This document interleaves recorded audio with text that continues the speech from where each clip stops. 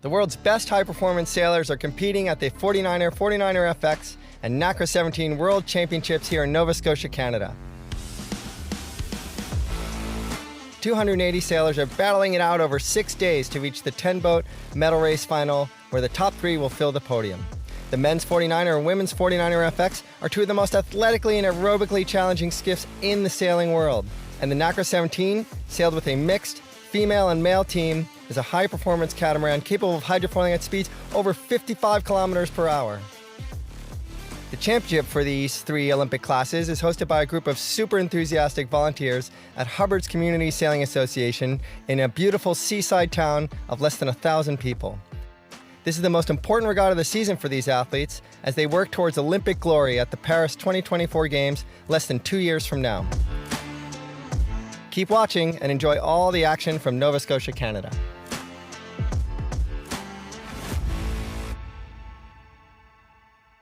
Here.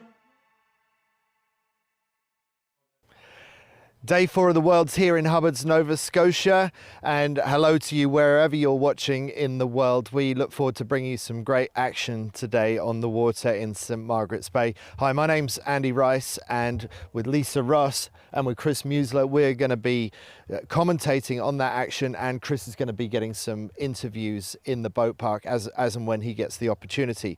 So let's firstly, Lisa, talk about the weather. What's in store? It's the second day of autumn, 2nd of September. You call it fall. What's happening?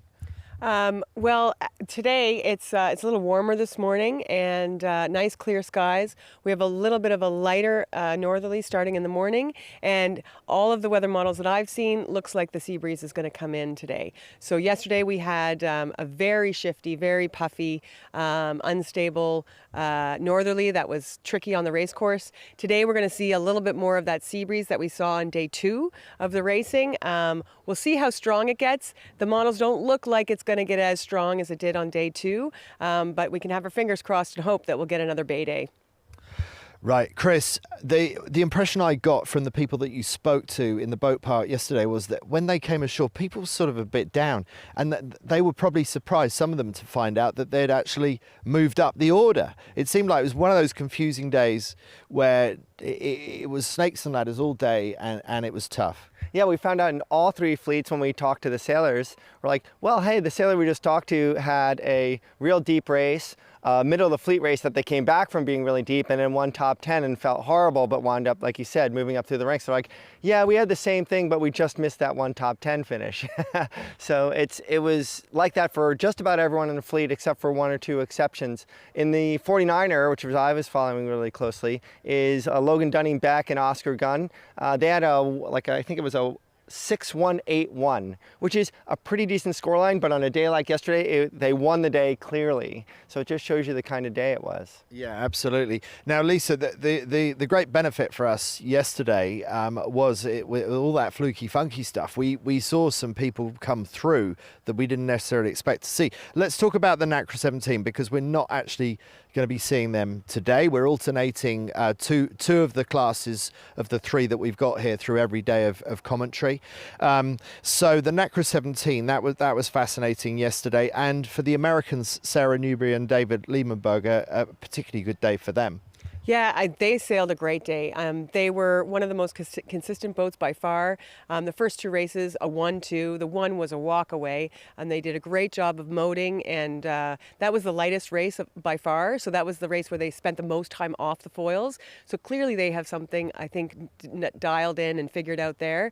And and even with their race that wasn't in the top 10, they still were in the hunt. So they had a great score line, and they moved all the way up to 11th. So they're in the hunt for top 10. Which is a great Worlds for them so far, and shout out to the moms. Good job, Sarah. Yeah, isn't that amazing? I'm always impressed when someone can combine Olympic campaigning to the level that they are and be a mum as well. That's super impressive. But my question to you is, we saw finally Tita and Banti lose their straight run of wins, but that was partly down to the conditions yesterday. The Italians fell to a 20th, but then followed up with 2 firsts. They're still counting nothing but firsts, discarding that 20th.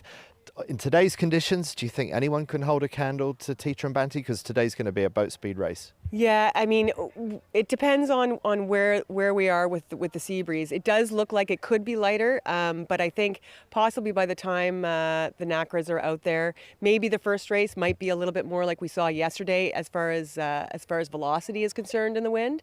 But once the sea breeze starts to kick in, I think they're going to be back to having a bigger groove, picking the type of mode that they want to sail on the foils, and they're so consistent in that stuff that they're hard to touch.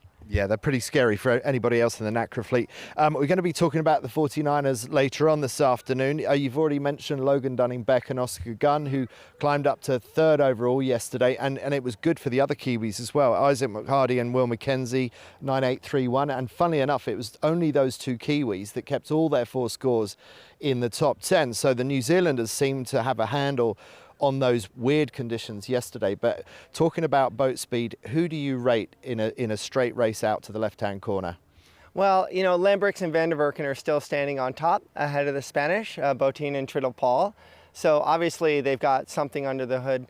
And, it wasn't surprising to see the New Zealanders come out there. It's taken them a while to recover from kind of being beat a lot by Peter Burling and Blair Tuke, who were so dominant from their country. But I would still keep an eye out for a second. That was the only place where there wasn't a lot of movement in first and second. So between the Dutch and then Botín and Triddle Paul, we talked to them. They felt the same way as everyone else did, that wow, this was really crazy trying to keep our heads straight. And for them, it's really all about the start. They said they actually had a great time, even though they didn't win one of those races where they had a good start. I would look to them. They're really fast. They said, yesterday wasn't a boat speed race, but when it comes time for boat speed, I really think Diego Botín and Florian Triddle Paul really have the wheels and what it takes. I think that to me, they feel like confident enough to take anyone that's going to challenge them. I tend to agree with you. I also think that Shimei and Miho Fantella from Croatia are ones to watch. And we are just about to get into the 49er FX, so we won't spend too much time on that other than to celebrate the fact that China yesterday, for the first time ever, won a race in a World Championship. That was Zhao Yuhu and Shuibin Yu. So fantastic performance by them, Lisa. And those Poles, they also did well. Yeah, I mean, those first two races, they did a fantastic job. They were quite consistent, and they really dialed in, and they waited for their moment. It wasn't a fluke out there. I think they had great patience. They executed well, and they stuck with what they thought was working, and they made it work. And so that was really impressive sailing by both the Chinese and the Poles. But today you have to adapt. The playing field is always different every day that you go sailboat racing. We all know that. And today we think is going to be all about the start and holding your lane. It's going to be a boat speed day. Let's see if we're proven wrong. Either way, it's going to be a lot of fun. So we look forward to bringing that action in just a few minutes from now. Breeze is gradually getting up, Lisa. That postponement flag is still up, but looking at the flags, they're nicely stretched. What do you make of the progression of the conditions? Yeah, so we saw earlier in the morning there was a light sea breeze just close to shore here, and now the big band of sea breeze has moved all the way into the bay. You can see this shot from overhead. We've actually got some racing going on. It filled in over on the left-hand side, which is at the top of your screen earlier than it did over here on course A. So we actually have some racing going on some of the other courses, but I think we'll get racing underway here, and we're up and around 12 knots, and it's going to be a beautiful day. And I think we could classify this now as a typical bay day. Okay, so we hear a lot about that bay day, and we've seen quite a few of them, and that means it's going to be significantly different racing to what we saw yesterday. The priority list is going to be very different. What do you think are going to be the key critical success factors today? Yeah, so it's a pretty typical sea breeze. It's a little bit unstable as it fills in, so it's a matter of the sailors really feeling out when we're fully in and when we're still building. So as it's still building, it tends to be a little bit more shifty, and it tends to pull a little bit back and forth, and it's hard for me to see right now whether we filled in a little bit right or left, but it'll pull to its happy general direction, and then after that we'll see we'll see that it'll get a lot more stable, and we'll probably see that little track up to the top left that we have typically.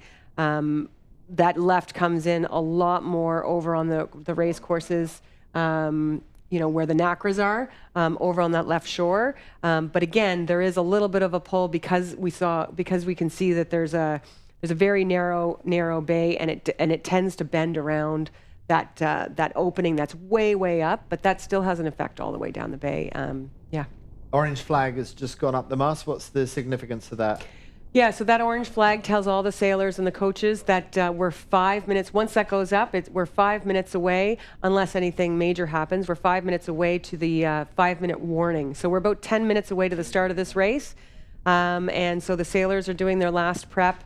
They're getting to their coach boats, fueling up for the last time, and coming up with their strategy based on what they felt they saw the wind. Was there any current? And then what their plan is for the race itself. Right, the postponement flag has just gone down. That was the red and white flag. So we are just 1 minute away now from getting into the starting sequence. And we think the starts are going to be critical today, don't we? I know that we probably say that nearly every day, but there was so much going on that wild and wacky race course that we talked about yesterday with the FX and the Nacras. The start was not the be-all and end-all. We saw some of the best starts lead to... They went up in a puff of smoke, like our previous leaders in the championship, the Dutch, who had a great port tack start across their side of the fleet, ended up in mid-20s around the windward mark. Yeah, it's funny, on a day like yesterday, sometimes having a good start is a little bit of the kiss of death, because you really get locked into doing one thing, and sometimes you get a little bit away from really seeing what's going on, because now you're into a little bit of defense mode. And you've invested in a stock. The stock looks good. It looks like it's on the rise, and then you don't really want to sort of open your eyes to the fact that maybe it's taking a dive. Yeah, exactly. And sometimes you're not as adaptable in your decision making as you might be if you didn't feel like you were winning the race.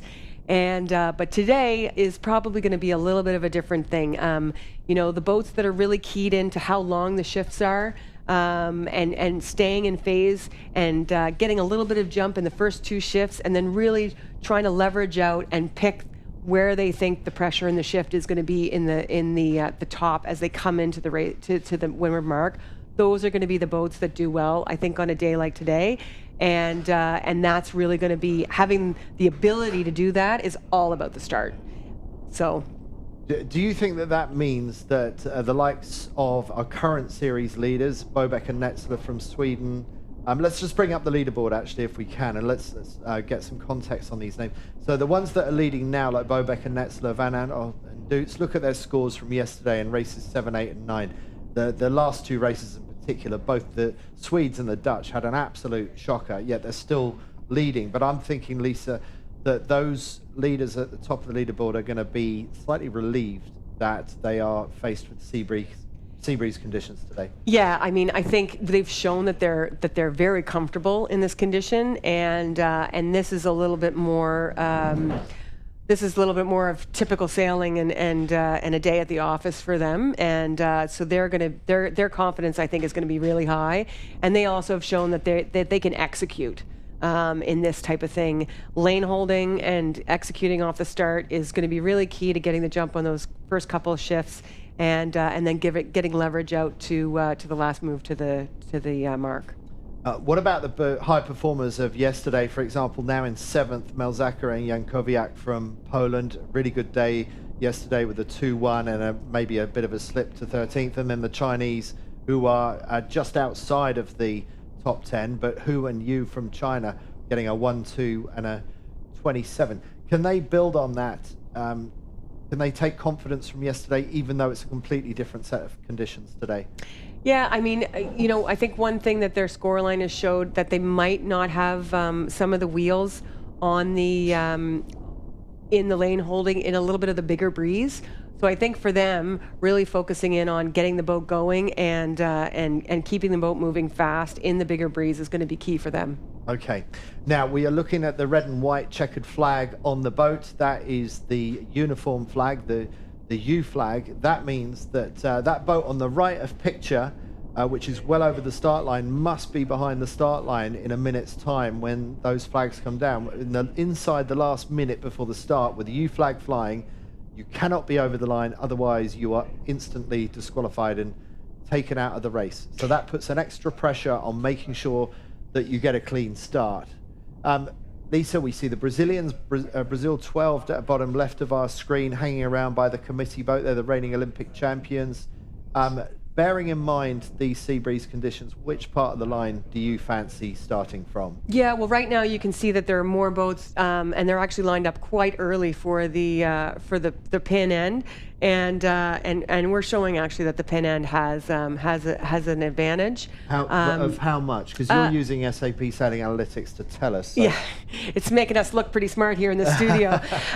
But yeah, so it's about a boat length advantage. So it's not a ton, but when we have this sea breeze and we've got a little bit of a possible left, you may want to start there, but you might want to start in a place where you're not necessarily pinned out at the pin, especially if it doesn't have a huge advantage, but that you can tack on that first shift, get a little bit of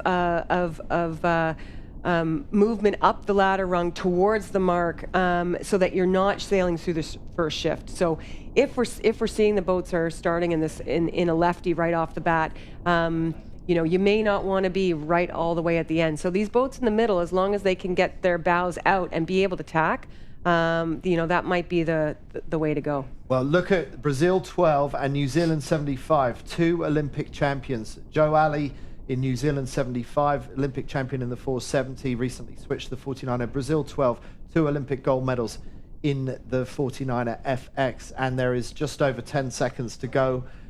So they obviously fancy the right-hand end of the line. It's now inside the final 10 seconds. Is anyone going to be over? It looks like there's a danger of it at the pin end. Yeah. There could be a gaggle of boats that are going over a little bit early as they get off the start line now. And it looks like a good start for Germany, 2:12 at this end of the line. Good start for China out the middle of the line. And the Spanish had a nice start there. I think they were safely back, but that group at the pin, I think we might see a couple of OCSs there for them. Yes, it looked a bit dangerous there, didn't it? So some of the boats that we're looking at along there, we're wondering if they're still going to be in the race by the end of this two-lapper, this windward-leeward twice round. Target time of about 30 minutes is what we're talking about. But let's assume that everyone is still in the race until we're told otherwise. Italy 99 breaking out to the port side, looking. Oh, they've just tacked already. Hang on a moment. They're not looking like they're racing. I wonder if we're looking at a recall. Yeah, we may have. So, if the race committee has, so we're seeing a coach boat flying up to the group. So that means that we've had a general recall. So if the race committee feels like there were too many boats that broke the line before the gun went, then they will actually call the whole fleet back, and with the U flag, the uniform flag, we'll see that it'll basically be a free one for them. Likely the race committee will bring up the black flag, an ominous color, and for an ominous type of starting, and that will mean that if anybody is over within that last minute, at any time, they will be automatically disqualified. So there will be no freebie on this one, likely, if the race committee chooses to put that black flag up. Right, okay, so that is the distinction. Both harsh flags, but the U flag just wasn't quite harsh enough for some of them to take it seriously. So they will be taking it seriously this time, we believe. Let's see if Principal Race Officer David Campbell-James decides to put up the black flag. Really nice conditions. Netherlands won on a nice two-sail reach there, beautiful wake coming off the back of the boat, and the conditions just seem to be consolidating and getting better and better, Lisa. Yeah, I mean, this is what we were hoping for today, and it's actually looking quite similar for tomorrow. So, we'll see. I think we're going to see 2 days of pretty glamour racing out here, and I think the sailors are probably really happy that this is what they're seeing right now on the race course. You can see anytime you see that darker water coming down the race course, that's the puff, and the sea breeze, the extra wind usually comes with a shift from one side to the other. With these nice drone shots, we can see something that the sailors, only the really good ones, can see the puffs as clearly as we can on the race course. And what they all struggle to see is where the weed is. That we need to talk about the invisible factor. Well, sometimes you can see it from these drone shots. You can see the yellowy, orangey weed and clumps of it lying in the water. And yesterday we saw boats steering radically around some of those patches, because that is an absolute boat speed killer if you hit some weed, isn't it? Yeah, and I think yesterday, with it being so light and quite flat, I think it was easier to pick up the weed on the foils. So it'll be interesting to see if the sailors feel like it's as much of a factor today. I think, with the bouncing, going over the waves, and it being a little bit windier, hopefully they'll feel like it's less of a factor. And it may just not be as much on the race course, because yesterday we had a breeze that was coming from the shore, and we've got a really healthy shoreline here with lots of algae and healthy algae, and so I think it was just being pushed off. Meanwhile, the dreaded black flag is up. The sailors had a pretty good idea that was coming. Lisa's just explained the significance of that, and you really, really, really do not want to be over the start line within the last minute before the gun fires. So let's hope we see a clean start this time. And it was a pretty even spread along the length of the line, wasn't it, Lisa, last time? Yeah, and I think it wasn't a huge line bias from the right to the left. We're seeing that they're in a little bit more of a left shift right now, I think. So we'll see if some of the sailors want to move up that line a little bit closer to the pin on this start. But again, a sea breeze, it tends to click back and forth. So, I think if you've got to be able to have a good start and be able to tack, especially if you're in a full left shift. So the last start, I think they were in a pretty neutral number, which kind of spread them out. But I think some of the boats that are able to tack in this in a little bit of left shift may be able to get off. To get out and get up a ladder rung a little bit earlier than some of the others. And how many minutes do we have to go now? Is that showing on your system? I think we're not into the last minute. I can see the black flag still up. We'll see if we can get the time feed onto our feed here. But as soon as we see that black flag come down, we'll know that we're within a minute. The athletes are lining up. We've got somebody who's lining up quite high on the line compared to their competitors, close to the pin. They're not ahead of the line, but they've clearly showed their bow and their number, and so sometimes that might be a little bit of the kiss of death if that group is over at the pin. So, but they seem like they're pretty confident in where the line is, and they were kind of showing everybody else, you're way too far back. Yeah, I mean there goes the flag. So that is 1 minute to the start. Well, we have less than 1 minute to the start, and they are lining up pretty close to that line, it has to be said, with about 50 seconds to go. And it's a very, very even spread across this line. And this is a great skill, isn't it, Lisa, to be able to hold the boat in position. The best sailors not only can sail the boat faster than other people, they can sail it slower than other people. Yeah. This is all about boat control. We call this down speed maneuvers because they're clearly not moving very fast, and they're controlling the flow on their foils. So basically what they're trying to do is they're trying to move a little bit forward and a little bit backward and a little bit forward so that they don't slide down the line into the boat to leeward of them, which is below, towards the pin. So that's the skill that they're trying to do there. Look at the Chinese right by the committee boat. I'm a little bit concerned for them. They're just about hanging on by the skin of their teeth, and they are just about to accelerate. Here we go. And the flag goes down, and a couple of port tack starters, and we will have to wait a little bit to see if there were any black flag disqualifications. Looks like China, after risking that committee boat start, has got away with it early on to starboard tack. That suggests that China really wants the right-hand side, because I think they had a clear lane there. Brazil already going out to the right-hand side, as are Tamara Echegoyen and Paula Barcelo in Spain 23. So there are some pretty smart heads thinking that right-hand side is the way to go. Yeah, and again, it's about staying in phase, I think, in this in this at least first bit of the race, and so we've got kind of a 50-50 split of trying to leg it out into something a little bit more on the left, or sailing that first shift, which did seem to be a little bit of a left shift. So it looks like there's some nice pressure in the middle of the race course right now. You can see some of the boats a little bit slower down to the very far left, and a little bit on the very far right. We can't see the Chinese boat that was the first one to tack, just below the Brazilians. Yeah, so there they are. They are trucking out to the right hand side. In some very good company as well, aren't they? So that's Brazil 12. That's Grael and Kunze, the Olympic champions, double world champions next to them, the Spanish. And then just above them are the reigning world champions and second overall in this regatta at the moment. That's Van Aanholt and Doets with the Netherlands 1 on their sail. So there's a lot of smart money going out to the right-hand side right now. But it's the heroes of yesterday from China, Hu and Yu, who are currently leading at the moment. Yeah, and so right now we see there is a split between the right and the left.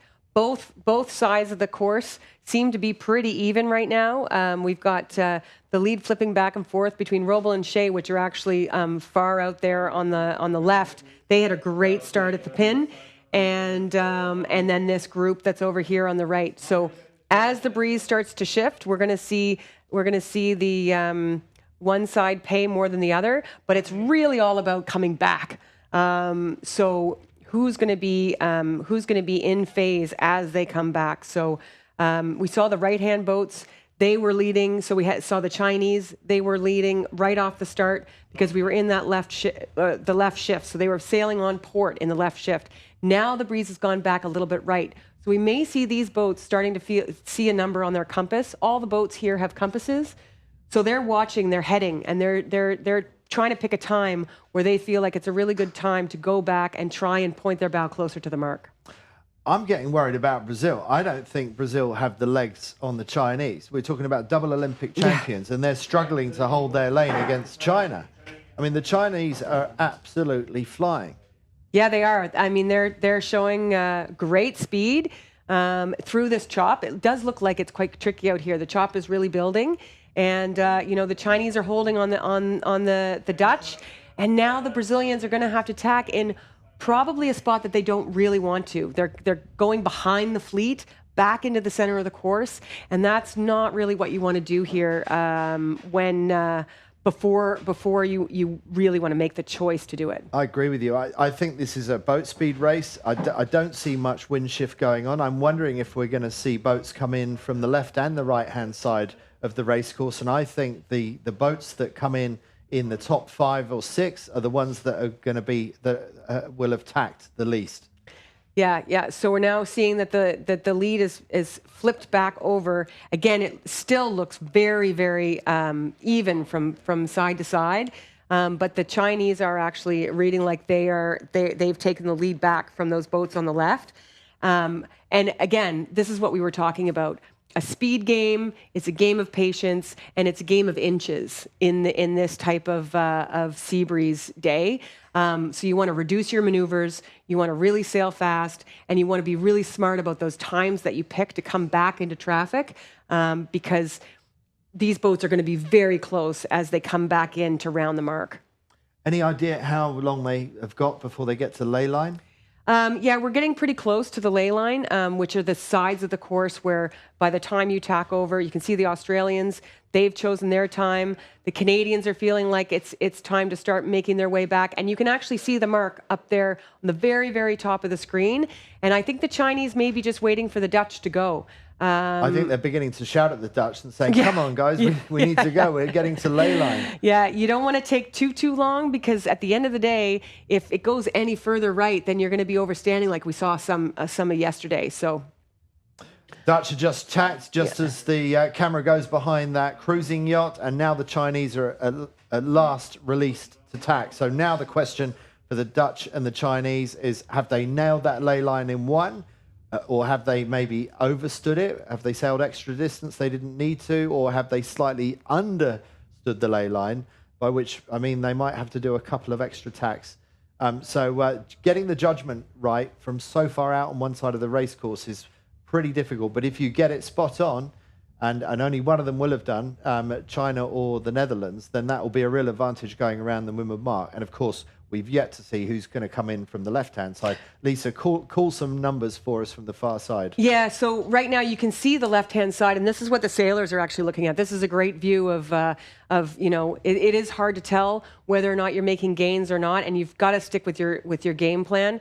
The New Zealanders here, they're going to be trying to lead back this group on the right, and all the way on the left, you can see those boats over there, and we've got the Swedish. We've got Spain 5, and we've got Robel and Shea, and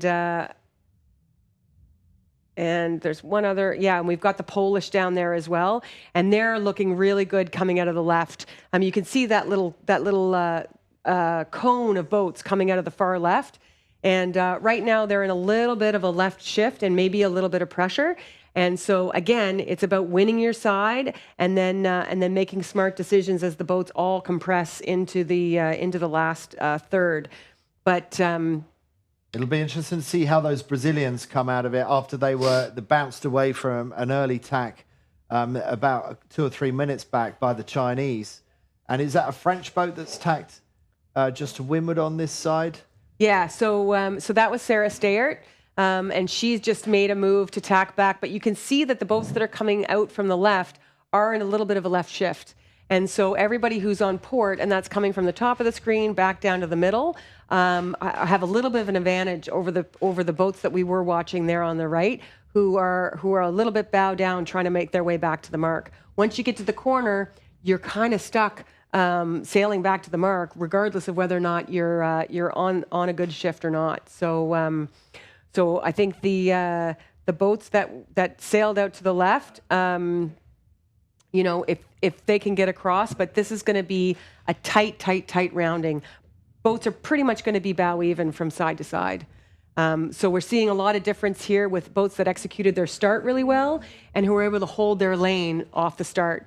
Those are, again, it's almost dead even. So those are the real keys to whether or not you're going to be doing well coming back to this mark. Chinese doing really well on the right-hand side. There are 2 teams that are doing well, and one team we haven't spoken about before is the better of the Chinese right now. That's 727 Shasha Chen and Menting Wang, and they have yet to their best score is 17th. Yep. So I mean they're fortunate when they get inside the top 20. Right now they're vying for the lead in this race. Yeah. So they're sailing really well, and they really just picked their way up the middle of the race course before they tacked in front of this right-hand group. But you can see Robel and Shea there coming across, and this is really key. If you're playing the left-hand side, you really want to be able to make that cross. So if you're on port tack, you have to give way to the boats on starboard tack, and so it's a little bit dangerous to come back across here and see if you can make that cross. Now it looks like they're going to end up ducking a few. Oh no, that's the other Americans there that are making a couple of ducks. And USA 8 there, you can see Robel and Shea. They were able to tack out in front of the Swedes, and they're making their way over to the mark right now. Yeah. Great beat by them. Absolutely. So winners of the last race yesterday, currently leading the first race of this afternoon. For Robel and Shea, USA 8 leading Sweden 77, our current overall series leaders. That's Bobek and Netzler. Yeah, and I was talking to their coach, Julia Conti, this morning, and I think these girls are capable of really good racing, and so I think that win yesterday just shook off the dust from the first couple of days, and they're back on form now. Certainly looks like it, and that's quite a comfortable lead for the USA as Sweden goes around, closely followed by China 727, who have sailed a fantastic beat from the middle of the course, and now it's getting really busy as they go around. We got another Chinese boat. We got Hu and Yu going round, closely followed by France, Stay Out and Picon. Poland 888, one of the stars of yesterday. The Dutch won, just about squeezing round with New Zealand 11, Maloney and Hobbs. Tamara Eshagoyen and Barcelo, the British. I mean, it's just bow to stern all the way around. And you can see that the Hu and Yu were the ones leading out of the right, and they were third. So, you're basically bow even with the leaders coming back, the left had a little bit of an advantage at the very top. But if you're sailing fast and you're staying in phase, you're not really making a wrong decision from side to side. Brazil only now going around, so that's how expensive it is to lose your lane early in a race like this in a sea breeze situation. And the jibe set, to me, it doesn't look like the best move. It looks like a move of desperation to me at the moment. But in asymmetric boats, Lisa, it often works. Yeah. So again, it's about that lane holding and getting free to be able to sail your VMG, which is your closest angle towards the mark. So if you go higher, you can sail faster. But if you go a little bit lower, you're sailing less distance. So the sailors are always trying to balance that height versus distance sailed. And when you get a long train of boats that you can see here, sometimes you're fighting for breeze, and then you're ending up sailing a little bit too high and too much distance. So if you can clear and get out a little bit, then you're able to minimize your distance sailed. Yeah. At the moment, it looks like the boats that had the opportunity to do the straight set are going to hold those positions, and it's a very even line. This is what we expected, isn't it, Lisa? That the passing lanes are going to be farther and fewer between compared with what we saw yesterday. Yeah, for sure. I mean, this is a really nice day of racing, but for some of those boats that might not quite have the speed, they're looking for a little bit of a shake-up, and I don't know if these conditions are really going to give it to them. No, and so looking for a shake-up right now is Netherlands 1. Okay, they're leading the bunch of jibe setters coming down this side of the race course, but they could really do with a few potholes in the road to hold up some of the other boats currently in the front few in this race. That's Spain 5 going through a jibe, Patricia Suarez and Maria Cantero. Really nice jibe from the Spaniards. Yeah, and so there is quite a bit of chop here. So the sailors are really trying to keep the boat driving as fast as possible through the chop, not have the bows slam. And here's the Lou and LaFrance sisters throwing in a jibe as well, really trying to get the boat going and trying to keep the bow up during the jibe so that it doesn't dig in the waves as they go through.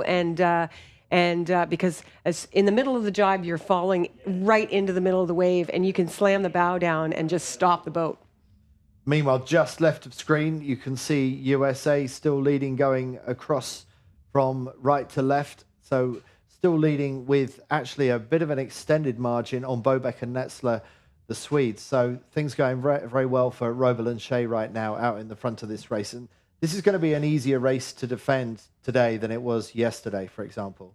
Yeah, I mean, again, pretty classic sailing. So you can apply the classic rules of keeping your boat between your competitors and the mark, I think, a little bit more confidently than you could yesterday. Yesterday, it was so tough because there were some big things that were happening on parts of the race course that you couldn't quite defend. Whereas this is a little bit more predictable, I would say. So once you get ahead, it's a little bit of the rich getting richer. So the decision point for Robel and Shea, they've got a choice of leeward gate marks to the bottom. They can choose to go left or right out of the bottom of the course. What would you choose in this situation? Yeah, I mean, they did a pretty good job going up the left. It looks like they're setting up right now to possibly go around that left-hand gate looking upwind.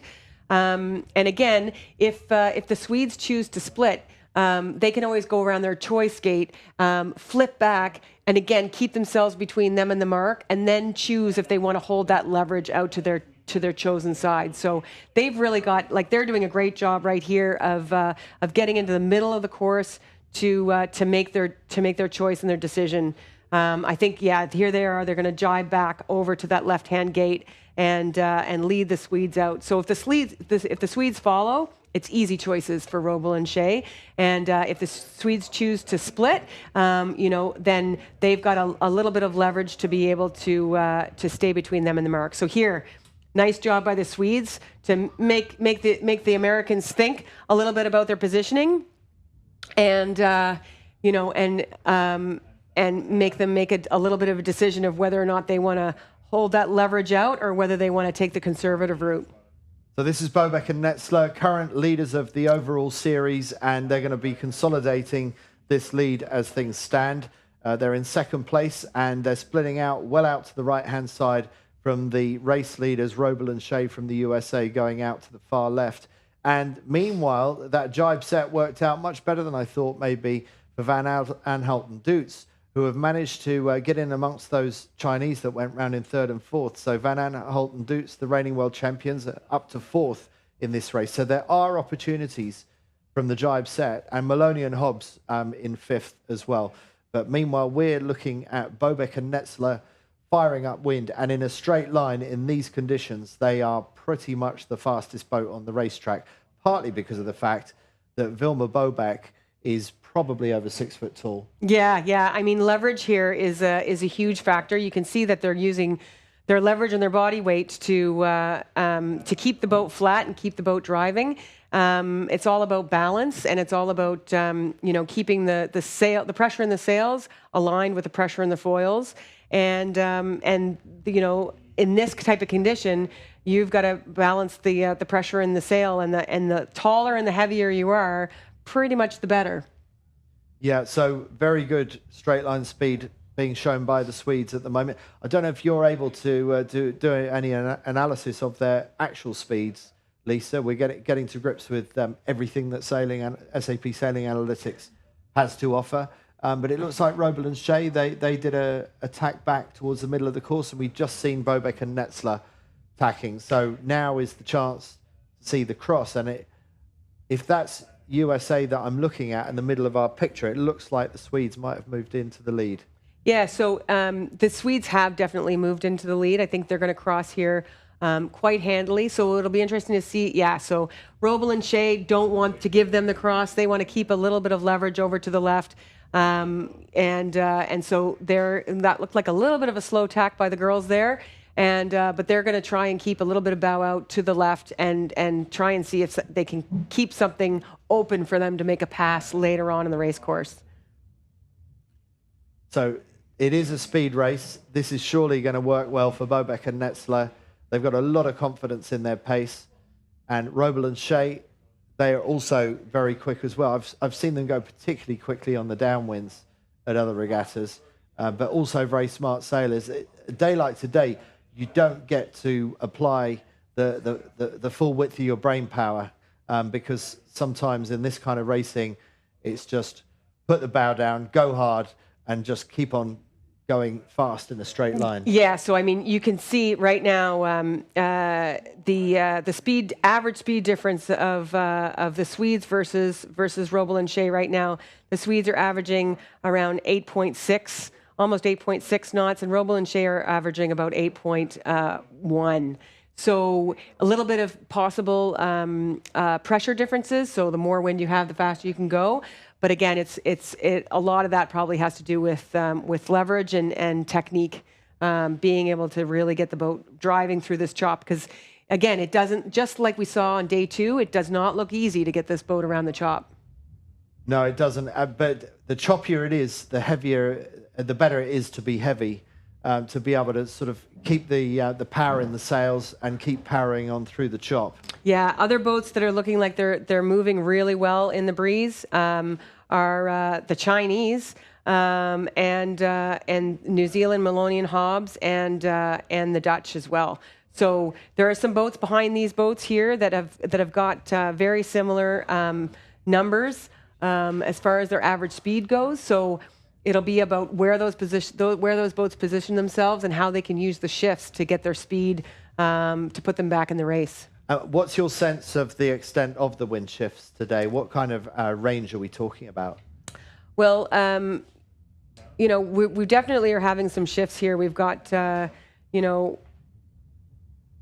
me just see here. We've got from the SAP, we've got, almost close to 10 degree differences, which is significant enough to make a difference. We saw as the Americans were coming back across at the mark. That's going to give them the leverage to get that cross. The Swedes are right now in a nice little bit of a righty, but there is quite a bit of leverage over there to the left, so they may lose a little bit of distance. In here, Roble and Shea feel like they're in a little bit of something. So they've taken the tack back. And I wonder also if Roble and Shea are thinking defensively and tacking on the boats that are coming up behind them. I think maybe Roble and Shea have given away the lead on this race, and they're thinking more about protecting second place right now. They've just forced a boat to tack away from them. I think that was Van Aanholt and Doets, who are now up to third, just ahead of the Chinese and the Polish. But meanwhile, the Swedes have done a loose cover on Roble and Shea, which means they're not really taking bad wind away from the Americans, but the Swedes are just happy to herd the Americans into the same part of the race course as they are, because it's highly unlikely that way that the Americans are going to be able to overtake them. Yeah, they're getting pretty close to that left corner, and again, you don't want to get out to the corner too soon, because you want to leave a little bit of decision making in the bank. And so Roble and Shea, the Swedes are really happy for them to sail all the way to the corner, and so Steph had to make something happen there, and it's not the greatest lane, but it's better than the Swedes sailing them all the way out to the corner for sure. Yeah, that's very true. And there is the overview of how they're doing. They're pretty much in the middle of the course, so they've got decision-making, tacking opportunities to go either side of the course, but could well be that we'll see Sweden 77 sail all the way out to the starboard ley line and just one tack it in from here. Yeah, so that move by Roble and Shea to tack on the Dutch was a little bit painful for them, because you can see that now Joe Alley's gotten in the mix there. That extra tack, getting them a little bit out of phase of the next thing, has gotten Joe back in, and now she may have an opportunity to make it a little bit tough for the Dutch as well. So here we go. The New Zealanders, yep, they just tacked in front of the Dutch, and it's hard to see from this shot whether or not that lane is it looks like that tack maybe left a little bit, so they're pretty bow even, the Dutch and the New Zealanders there. But a good move by Ali and Meach to get themselves back in there, and maybe, as you say, Lisa, it was fewer tacks, just keeping it simple, going out to one side of the course. But yeah, I didn't think we would see them be able to come back at the other boats quite the way that they have done. Yeah, and here's the Polish again as well. There's a little bit of a right shift going on right now. So you can see the Swedes have tacked in it as well. So once you get into this part of the race, it's a tricky thing to not sail too much of the middle of the race course, but keep your bow pointing at the mark and not chasing. There's smaller ships out there, and there's also the bigger winds. So you're trying to set yourself up for the big winds. And so the Polish have gotten themselves back into the game as well, hooking into a little bit of righty late here in the second beat. Bobek and Netzler about to go around the windward mark for the final time, and then it's the run down to the finish with the Jenica.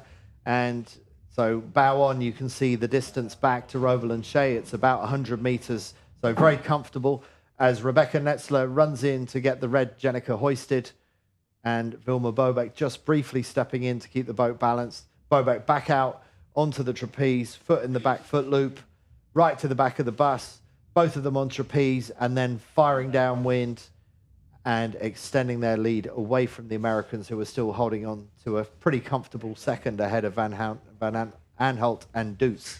Yeah, so, and here's Roble and Shea, so you can see them. The distance has really opened up, 100 meters between the Swedes and the Americans. Some of that has to do with gate choices at the bottom, and hooking into that first bit of pressure and shift, and average speed on that upwind. Real close battle here for third place around the windward mark. So this is going to be pretty tricky, and only one boat's going to come out of this really well. And the Chinese are in pole position to do that, but they're being chased hard by Netherlands 1. Around goes China for the hoist. Netherlands 1 going straight into it. This time it's a straight hoist. Ali and Meach going round just ahead of Poland 888, and then the other Chinese 727 also going round. Everyone doing a straight set so far.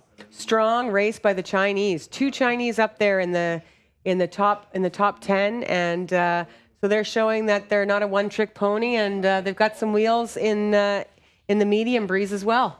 And unfortunately for us, the Chinese don't speak English and I don't speak Chinese. So it's difficult for us to find out what the secret is to their sudden rise to success, because this is such a tricky boat to sail. And normally an apprenticeship in a boat like a 49er or a 49er FX or a Nacra 17 takes many, many years. But these sailors have clearly been working hard and working very effectively. Yeah. I mean, in this beat, they did a really good job of staying in phase and minimizing their distance sailed, and they've clearly got pretty good speed. The fastest boat on that last beat by far was the Swedes. They were the only ones who averaged over 9 knots, and but the Chinese are in the hunt with the maybe the third or fourth. They're the fourth or fifth fastest boat around the race course in that last beat. Right, very impressive. So the Dutch are the first of this group to jibe away, and way up at the top of the screen on the right-hand side, you can see the Swedes still leading this race by a country mile. They've extended their lead now to 200 meters, and if you've got any downwind speed analysis, Lisa, that would also be great to know, because they look like they're absolutely flying. They're down to the bottom of their trapeze adjusters, and they are fully maxed out with their righting moment, and they are both tall girls, and that really plays to their strengths in these conditions. Yeah, so they are flying. The Americans are going fast as well, and the Americans are actually sailing a little bit lower than they are. But comparatively to some of the other boats around them, the Chinese and the Dutch, those two boats are sailing really, really well. We've got average of 14.5 knots from the Swedes, sailing a little bit higher, a little bit of extra distance than the Americans, who are just a little bit slower, but sailing a little bit closer to the mark. Okay. So slightly different moding in the way that they attack it.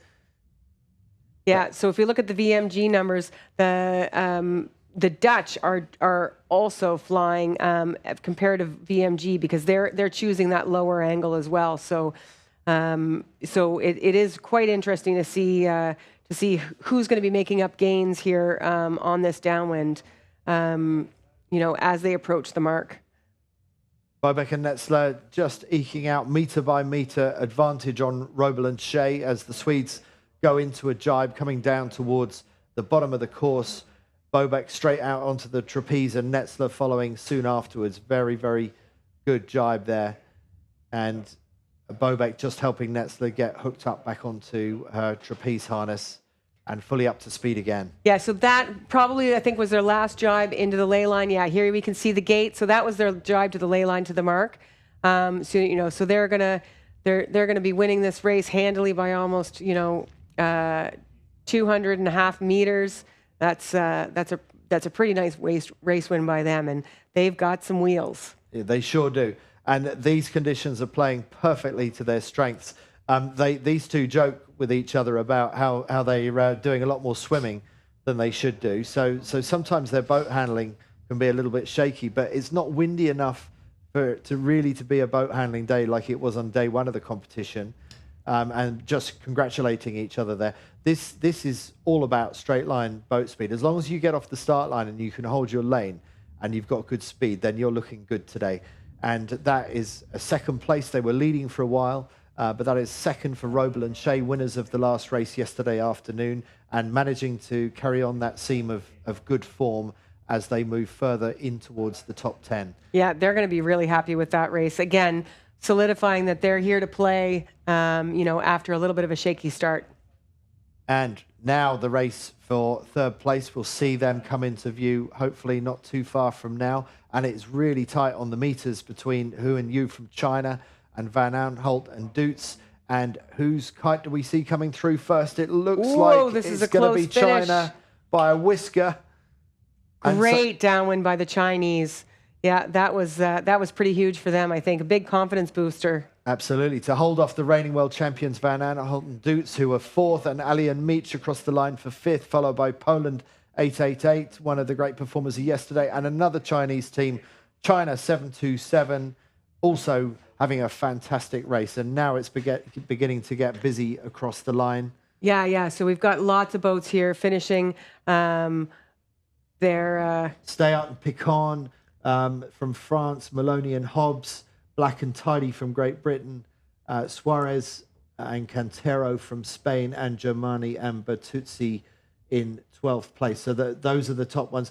Graal and Kunz yet to cross the line. I think that's the purple Jenica at the top of the screen that we can see for Graal and Kunz, who had a good start, but they just couldn't hold their lane. And now they're driving over a little bit earlier than they wanted to because of the Belgians. A really close finish by the Italians, the Canadians, and I believe that was Norway.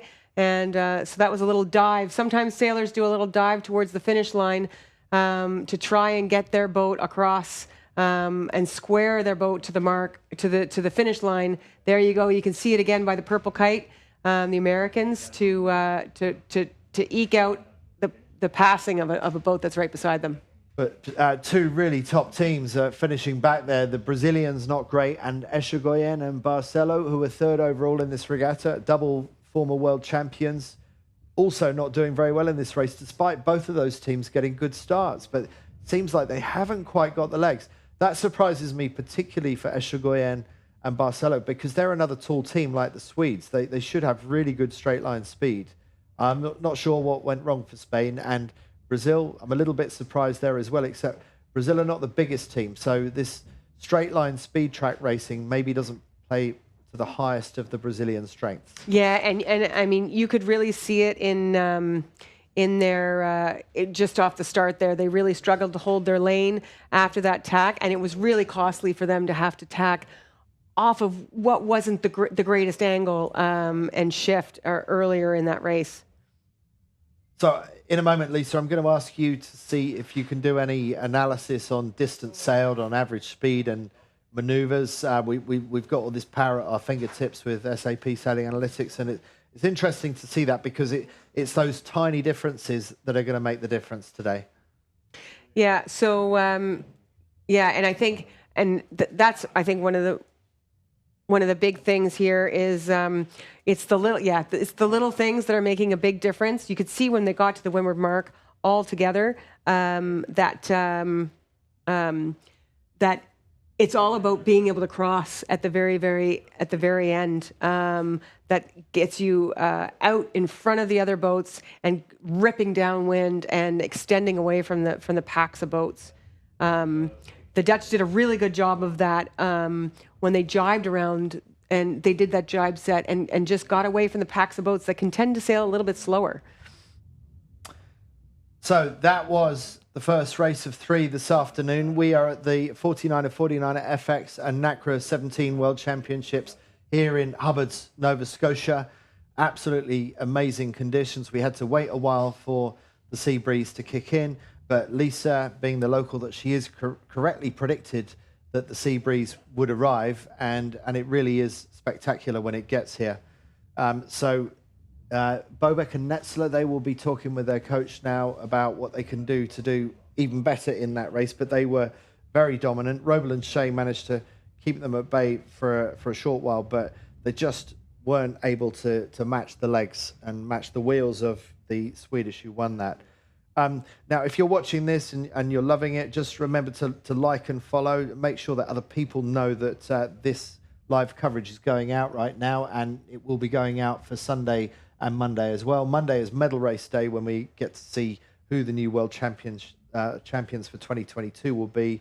And we also have 49er racing going on after this 49er FX racing. Now, we're hoping also that we've got Chris out there looking for interviewees. But let's get an interview that we did earlier with Bobek and Netzler, our series leaders. Day 1 of the FX Worlds, it was a windy one, and some sailors are saying that the Swedes here, Vilma and Rebecca, are the fastest in the fleet. Now, Rebecca, how did the first race go for you? We were doing very well. We felt comfortable standing straight and just trapezing very hard, but then I asked Vilma to pull a bit more jib on, and all of a sudden I saw myself in the water and she just let go of the tiller instead. So in second upwind we actually capsized to windward, but somehow we were a bit lucky on the last downwind and couldn't catch up and take some boats on the finish line. So yeah, happy with that. But How do you manage to be lucky on a day like today? Surely that luck doesn't really come into it, does it, Wilma? I don't really know. We're quite good at putting the past in the past. So whenever I tend to do a silly mistake like that, we just focus forward and not stay in what's been bad and sort of just talk about what's next. Where's the next pressure? Where's our fastest way around the course to the finish line? So I think that's how we caught up eventually. But yeah, we were lucky. Got on the right side of the bunch of boats, I would say. So yeah. And people are saying that you've got good speed. Would you agree with that? And how are you going today?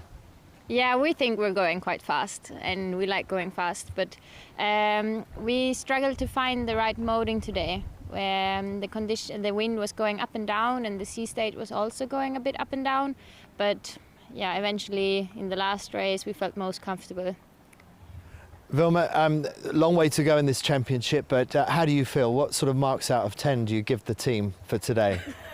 Oh, that's a hard question. I'm bad at numbers, but I think we had a good day. We're for sure still in the race for the championship, and we're happy with that. There's always improvements to be done, but we're happy with our performance, and yeah, we're excited for the rest of the week. Rebecca, this place to me, I'm from Britain, but to me this looks like a little bit like Sweden. How does it feel to you being here in beautiful Nova Scotia? Yeah, for me, especially coming from north of Sweden, I'm used to all the forest, especially the drive getting here. So I'm feeling very comfortable with so much green around. Fantastic, and I wonder if that's helping you do a little bit better this week. Well, wish you all the best. Very exciting first day for you and the rest of the fleet. Let's see how the Swedes go for the rest of this 2022 World Championship.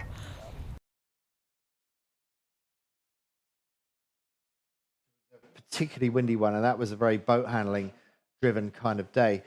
Lisa, just looking at the pictures there, do you think the breeze has picked up a little bit more? Yeah. I mean, it does look like it's picked up a little bit more. We're getting up into the 13 knot range, 14 knots. So yeah, it's looking like, and it's the breeze is dipping a little bit less. So the lulls are getting a little bit smaller, and the breeze across the race course is evening out a bit. Here we've got that's the class flag going up. So we're 5 minutes away from the next start. So they're really, because of the postponement this morning, they're really rolling into these starts quickly, one after the other.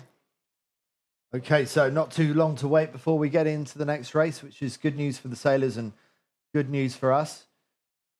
And that's Bobek and Netzler just going out of picture on the right-hand side, just checking in on the start line.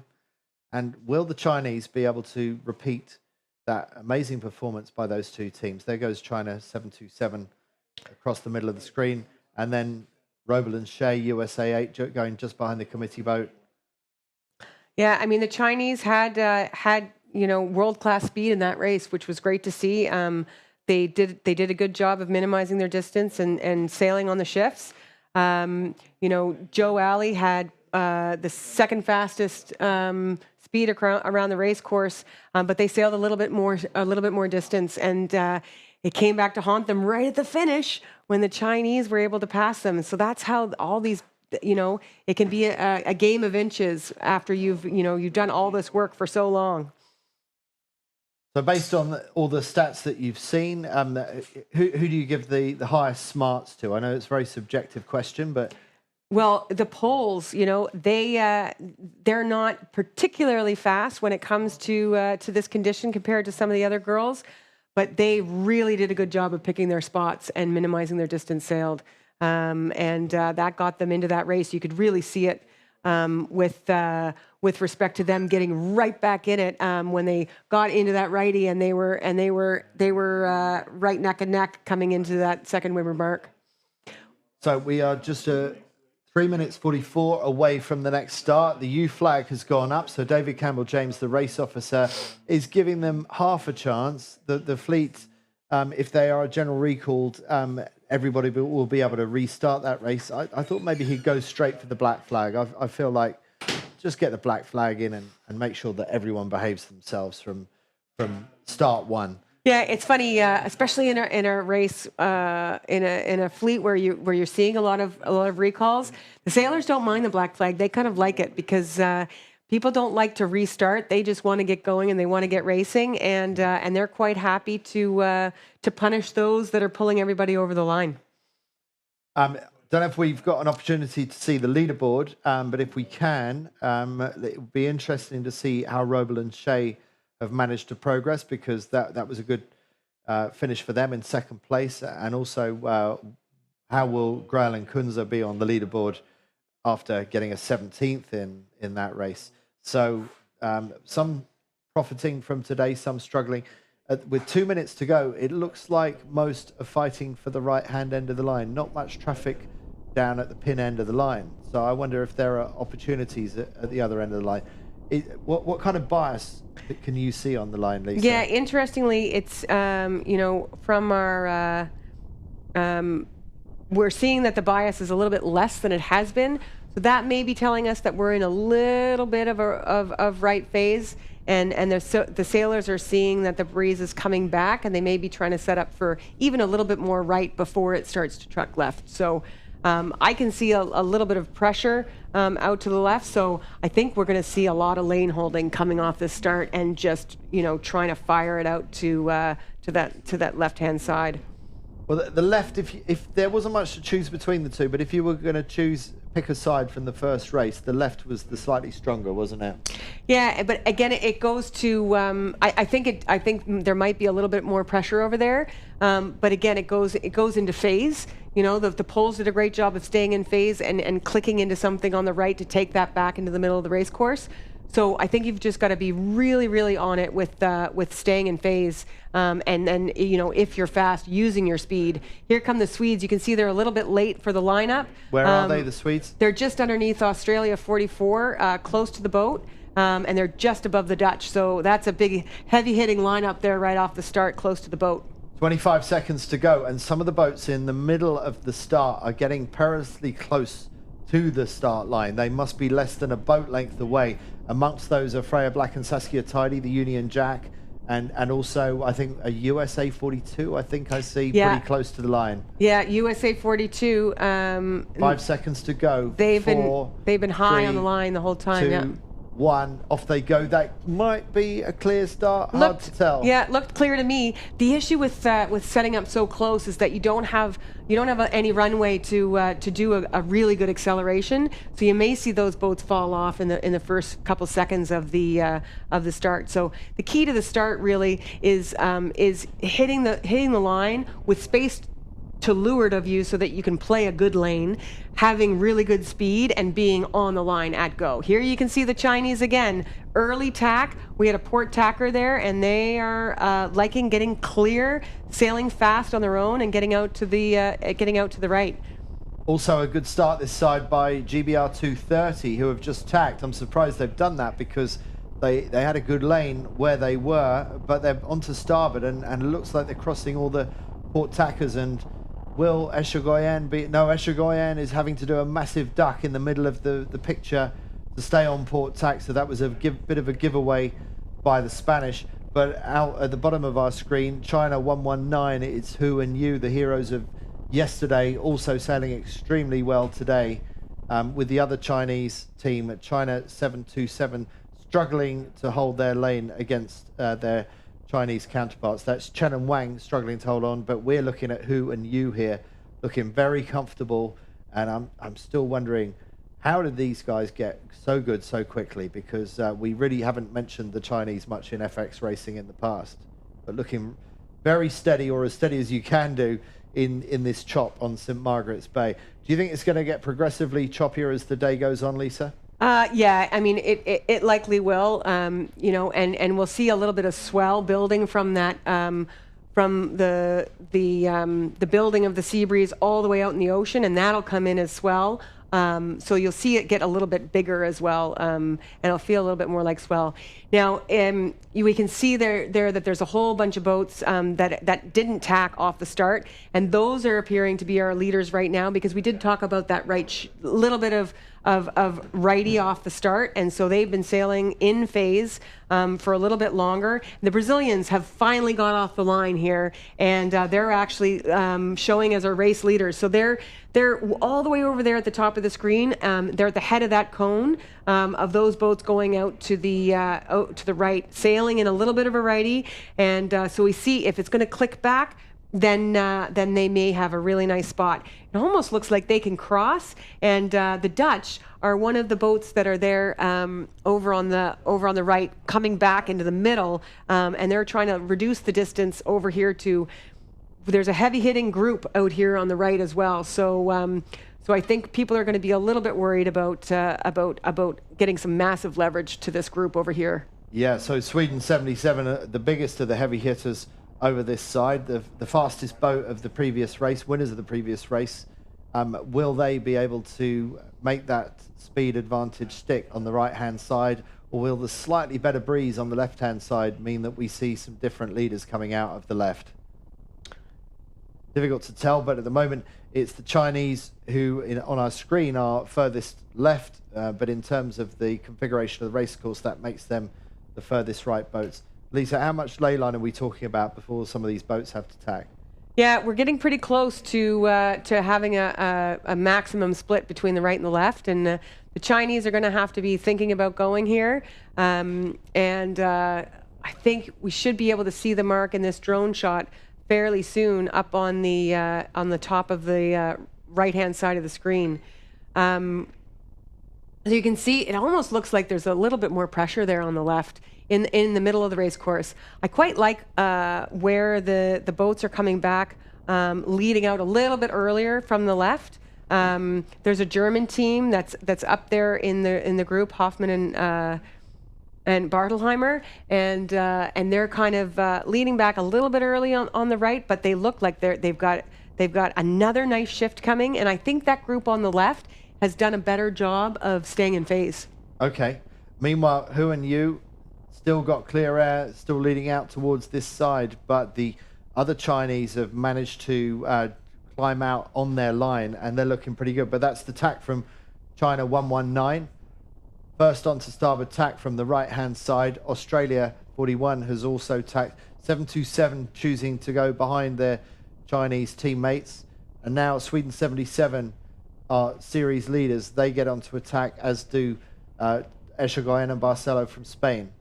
Yeah, so this is the big move. This is going to tell us which side has picked the pressure and shift correctly, and whether or not those left-hand boats can get across the starboard tackers coming back here from the right. Right now, it looks like I think the left is going to be able to make a little bit of a gain, but again, just like the last race, it's going to be a matter of inches for these boats that are all sailing really well in this chop and sailing very closely to the same speeds. The Brazilians finally are putting together a pretty good race, and they are leading out of the left and pretty close to the ley line over there. You can see them there. They're just up on the British, and they're the furthest most left boat here. It's hard to tell where they are in this shot, but you can see that the Belgians and the New Zealanders just look like they're a little bit more bow up than the rest of them. The Dutch, however, remember that we saw them over there with the Chinese, and they've done a good job of stepping back in and reducing some of the risk that they had out there, and I think they thought, no, this isn't the right place to be. Okay, now where would you want to be right now? Do you want to be right, middle, or left as things stand at the moment? Yeah, I mean, personally, I think I'd like to be on the left. I think right now it looks like there might be a little bit more pressure out there, and I like these. You can see them almost bow even. The Belgians, the New Zealanders, the Dutch, and then you follow that line all the way over, and that's the Brazilians and the British.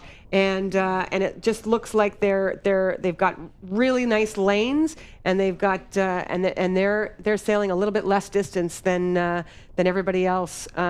who really tacked off that right shift that we had at the very beginning. It also looks windier at the top of screen, further up and further over to the left. Do you think that's real, or is that a trick of the light?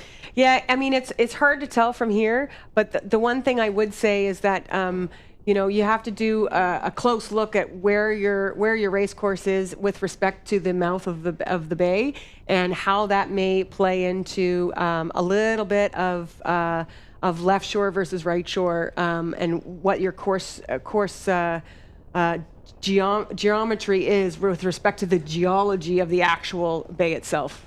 Okay, really important. So big decisions to be made. Is that of some use to the people with local experience on the bay, sort of knowing how the St Margaret's Bay changes across the range of it? Yeah, I think so, and it's really a feel of whether or not, you know, there's those funnels of breeze that are coming down from the mouth of the bay.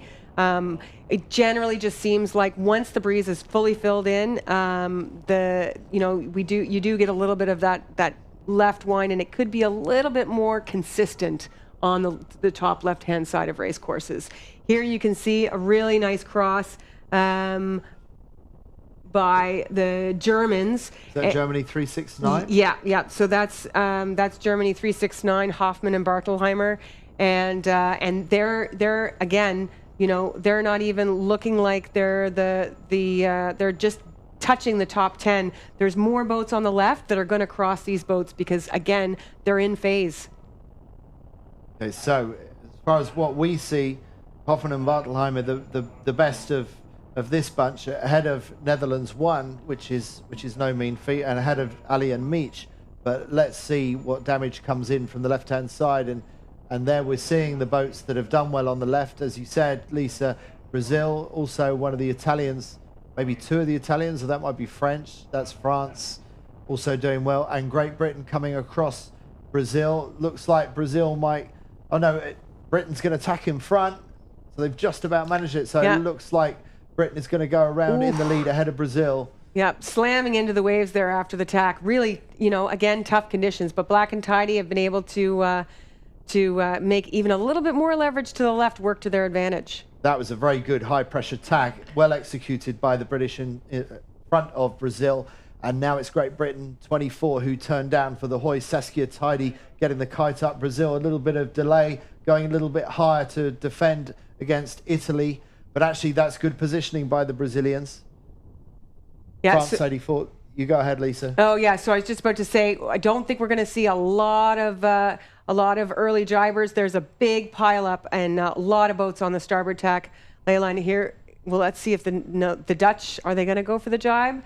And yes. So it'll be interesting to see how that works out for them, because they tried to extend away from the mark because there's going to be a big wind shadow behind all of these boats on starboard tack. Oh, near collision now. I think it was a collision between Spain 5 and USA 42. Don't know. It looks like there was a sudden stop.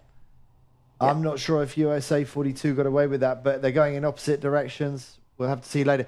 Not a great hoist by Sweden 77 as they do go for the jibe set, but they've got the red kite up and running now. But Sweden 77 struggling in this race at the moment. Yeah, so you can see here now, the last race, we had the leader out of the right rounded in third, and now here you can see the leaders out of the right are well back in the race, and so there was a big advantage to being in phase and getting in what looked like maybe a little bit more pressure on the left. Yeah, not nearly as even a race course as we saw in race one, much more favoured towards the left-hand side, or as you say, Lisa, maybe it's more subtle than that. Maybe it's playing the small shifts.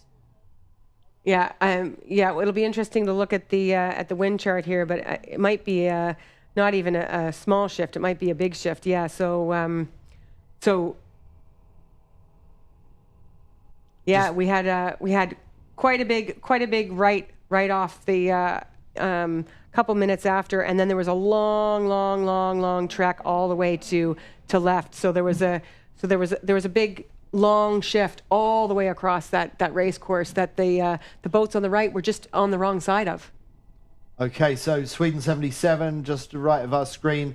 They'll be kicking themselves, but they'll also be right now putting the past in the past, as they said in that interview, and just focusing on what they can get back in this race, because they know they've got the legs, they've got the speed to be able to overtake boats.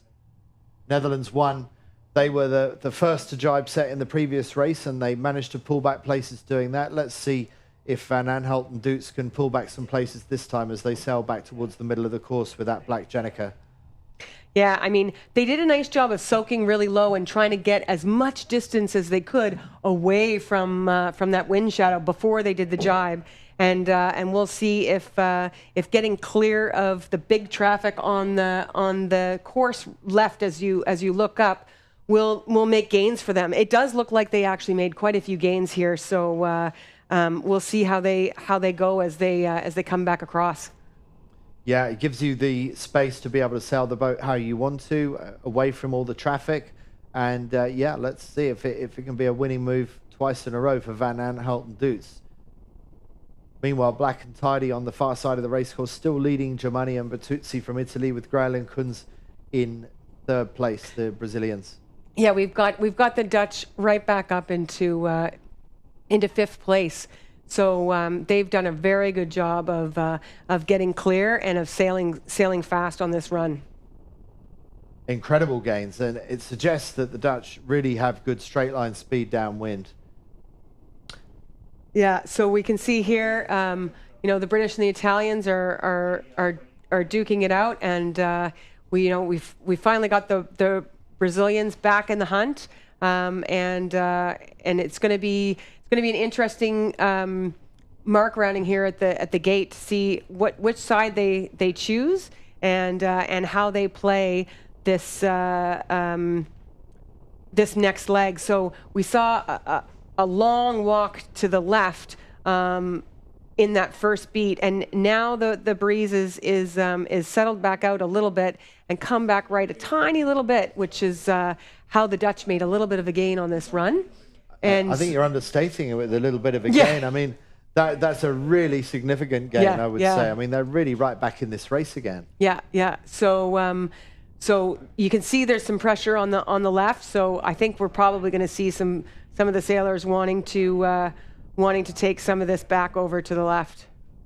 So Britain going out towards the left, Italy going out to the right, and now we've got Brazil going out to the right as well, but I suspect we're not going to see them stay on that port tack for too long. And it's Netherlands going around the left-hand gate mark, following Great Britain out there, and French boats Stay Out and Picon. Bit of a shabby drop from the French. Charlene Picon, Olympic champion in RSX windsurfing, learning how to get the best out of the front of the 49er FX, and they get that kite away before Belgium and Norway go around that mark. And another British boat, GBR 230, just going round the left-hand mark. That's Brickwood and Orton having a good race. Yeah, and you can see how in the middle of this race course for these girls, how tight this racing actually is.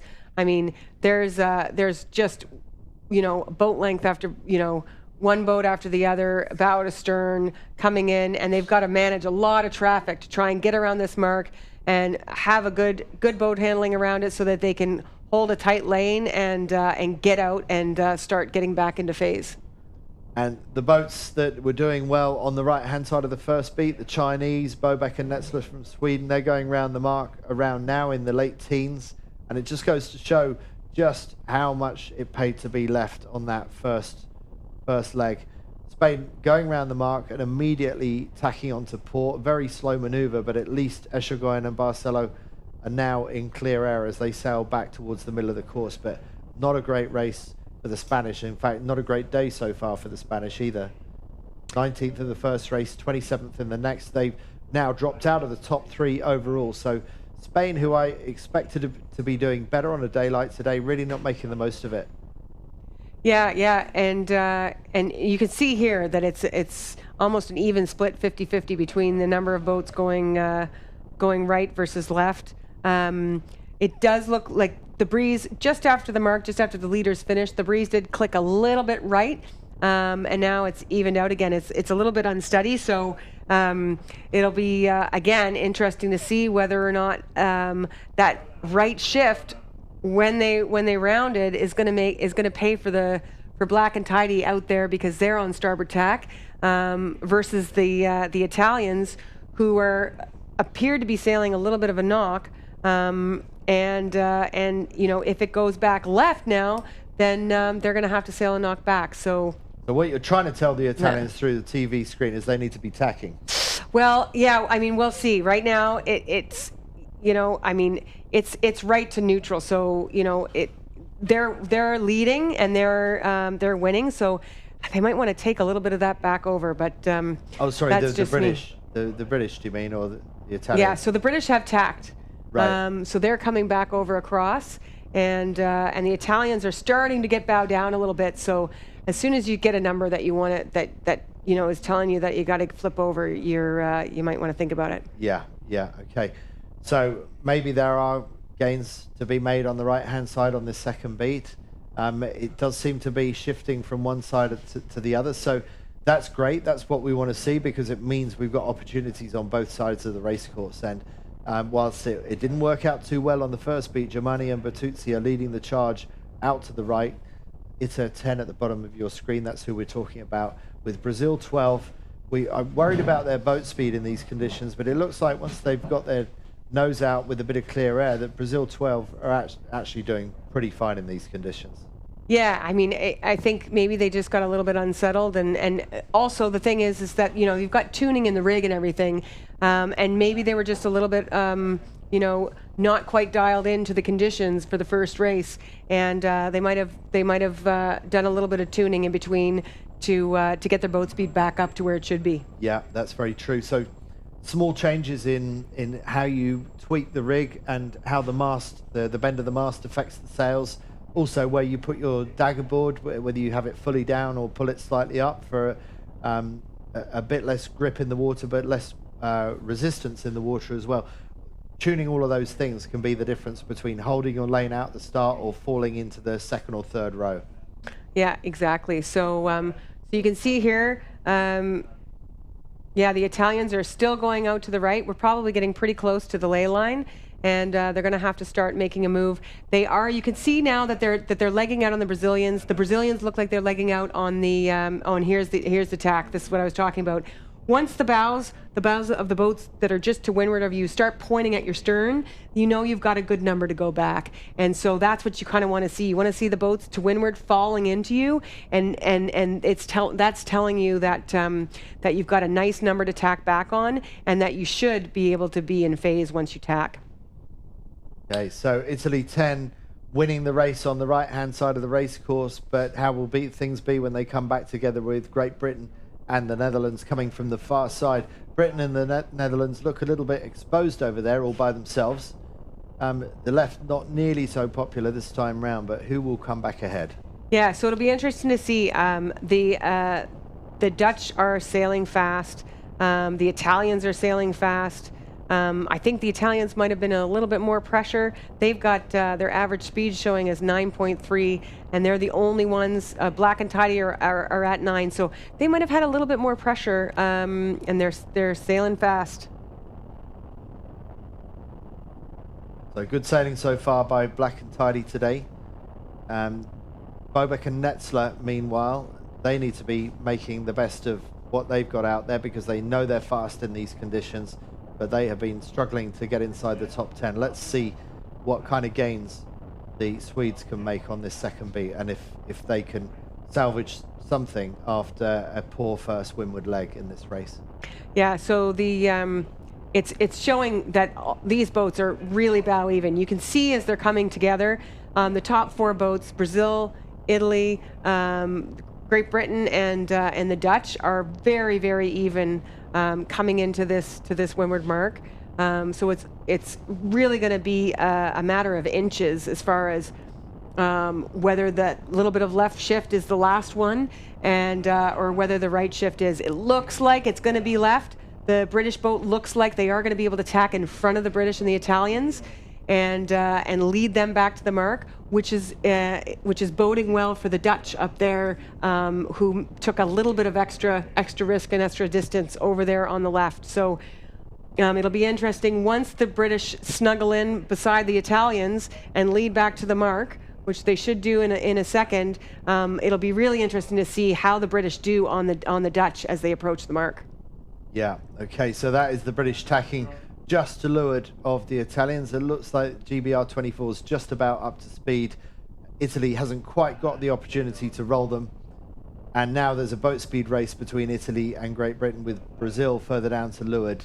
And we wait a few more seconds to see how Van Aanholt and Doets are going to fit in to the gap between these three boats coming in on starboard for the last time to the windward mark. Yeah, so talk about moding. You know, the British and the Italians here. The British want to make sure that they've nailed the ley line, and they don't have to pinch, because the minute they have to pinch in these waves, the Italians are going to roll right over top of them. But if they're comfortable with the fact that they're on the ley line, then they'll be able to keep their bow moving and try and make it a little bit difficult for the Italians. The Italians look like they've got some good speed going here on the Brits, and they're rolling into this windward mark. As we pan out, there's the Dutch. So it looks like the British did a really good job of exiting the left-hand side when they did, because it does look like the very, very end of this was a little bit right, and so the Dutch had to sail a little bit of a knock coming back in the last little bit.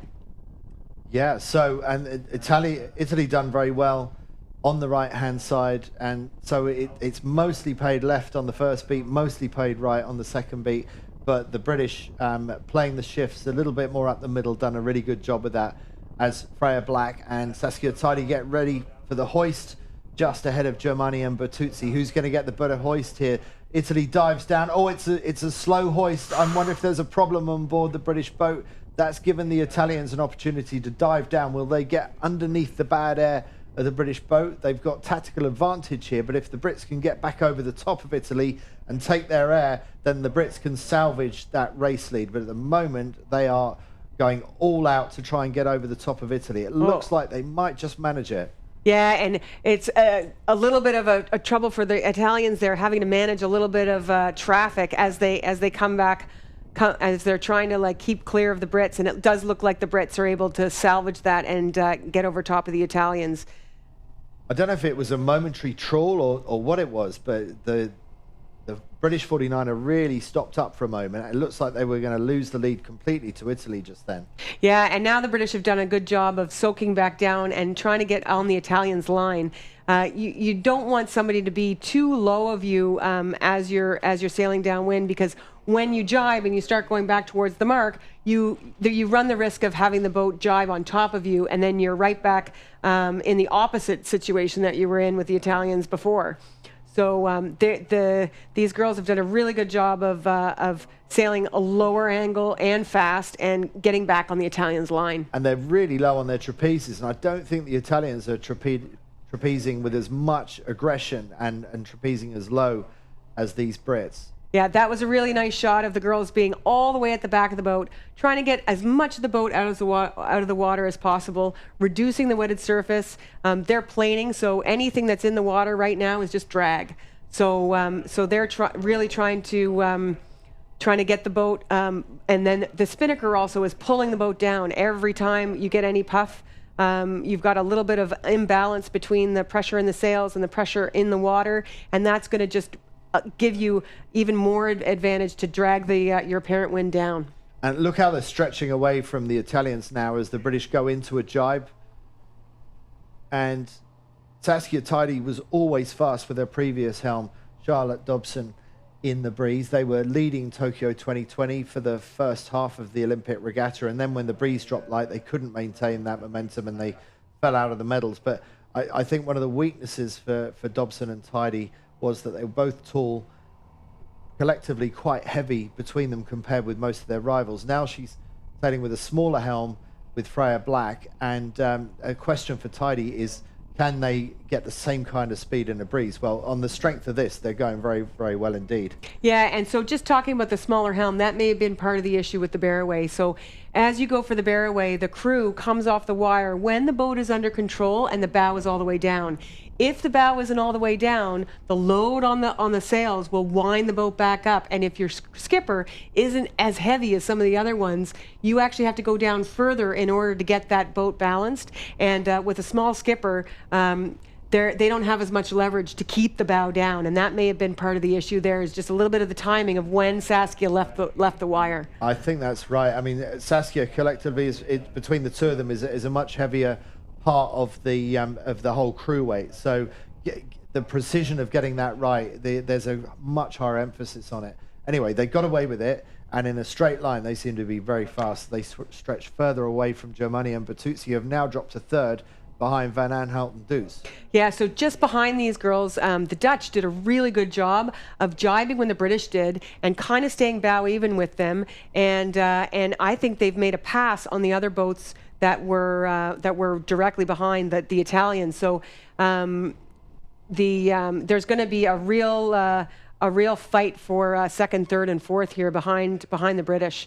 The British are very close to their ley line. They're not quite there yet, but there you can see an image of the Dutch, and they've done a very good job of getting out of that track of boats on the left-hand side, and they're going to be very close to the Brazilians and the Italians, and you can see the Italians have lost to the Brazilians as well.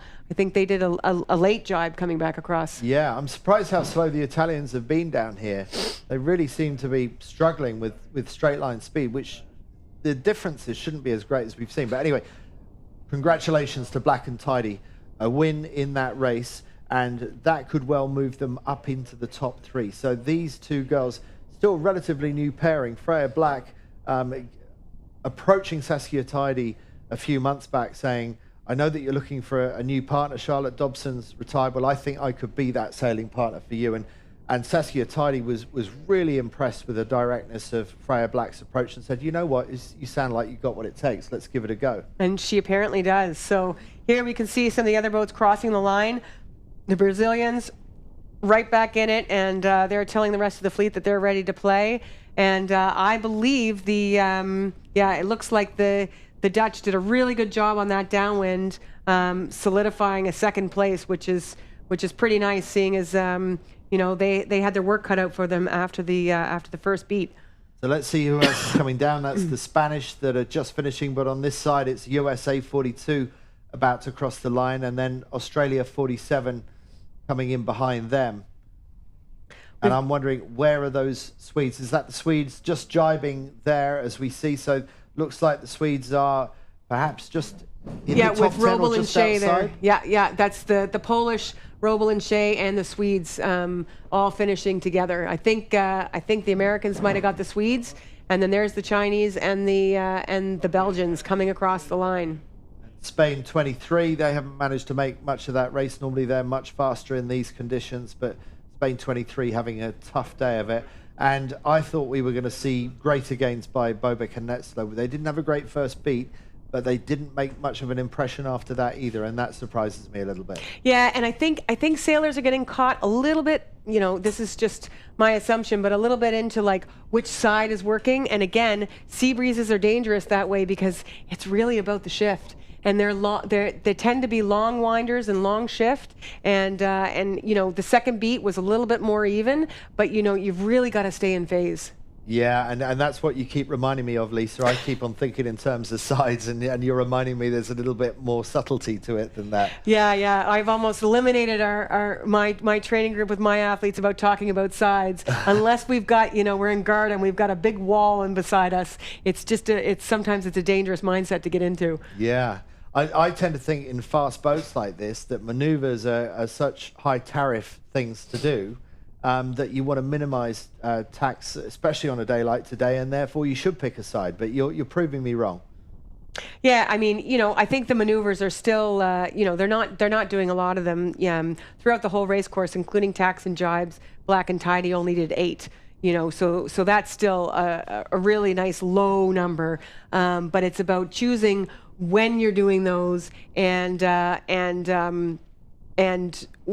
where you're going when you're doing them. And I think one of the keys for them, getting them back into the lead of this race, was not going all the way to the left, but choosing that precise moment when they felt like this is our exit time to get back over and get in touch with those boats on the right, because this is the number that we want to see, and we're going to take this pressure and this shift back across. And that was key in the second beat. Right. Well, in that case, I want you to use the analytics to see if your hunch about the smartness of the British is correct, because I want to see a lower distance sailed from them compared with some of the others. While you do that, let's take a look at the leaderboard and just see how things stand. So, back up at the top, thanks to a second place in that race, is Van Aanholt and Doots, whilst Bobek and Netzler, a 14th place, drops them back into second overall. Black and Tidy winning that race gets them up into third place for the first time today. Still a bit of a gap to the top two, but they are making moves. Eschagoyen and Barcelo are 19th and 17th, drops them out of the chocolates into fourth. Maloney and Hobbs, not a great race for them. They're still in fifth.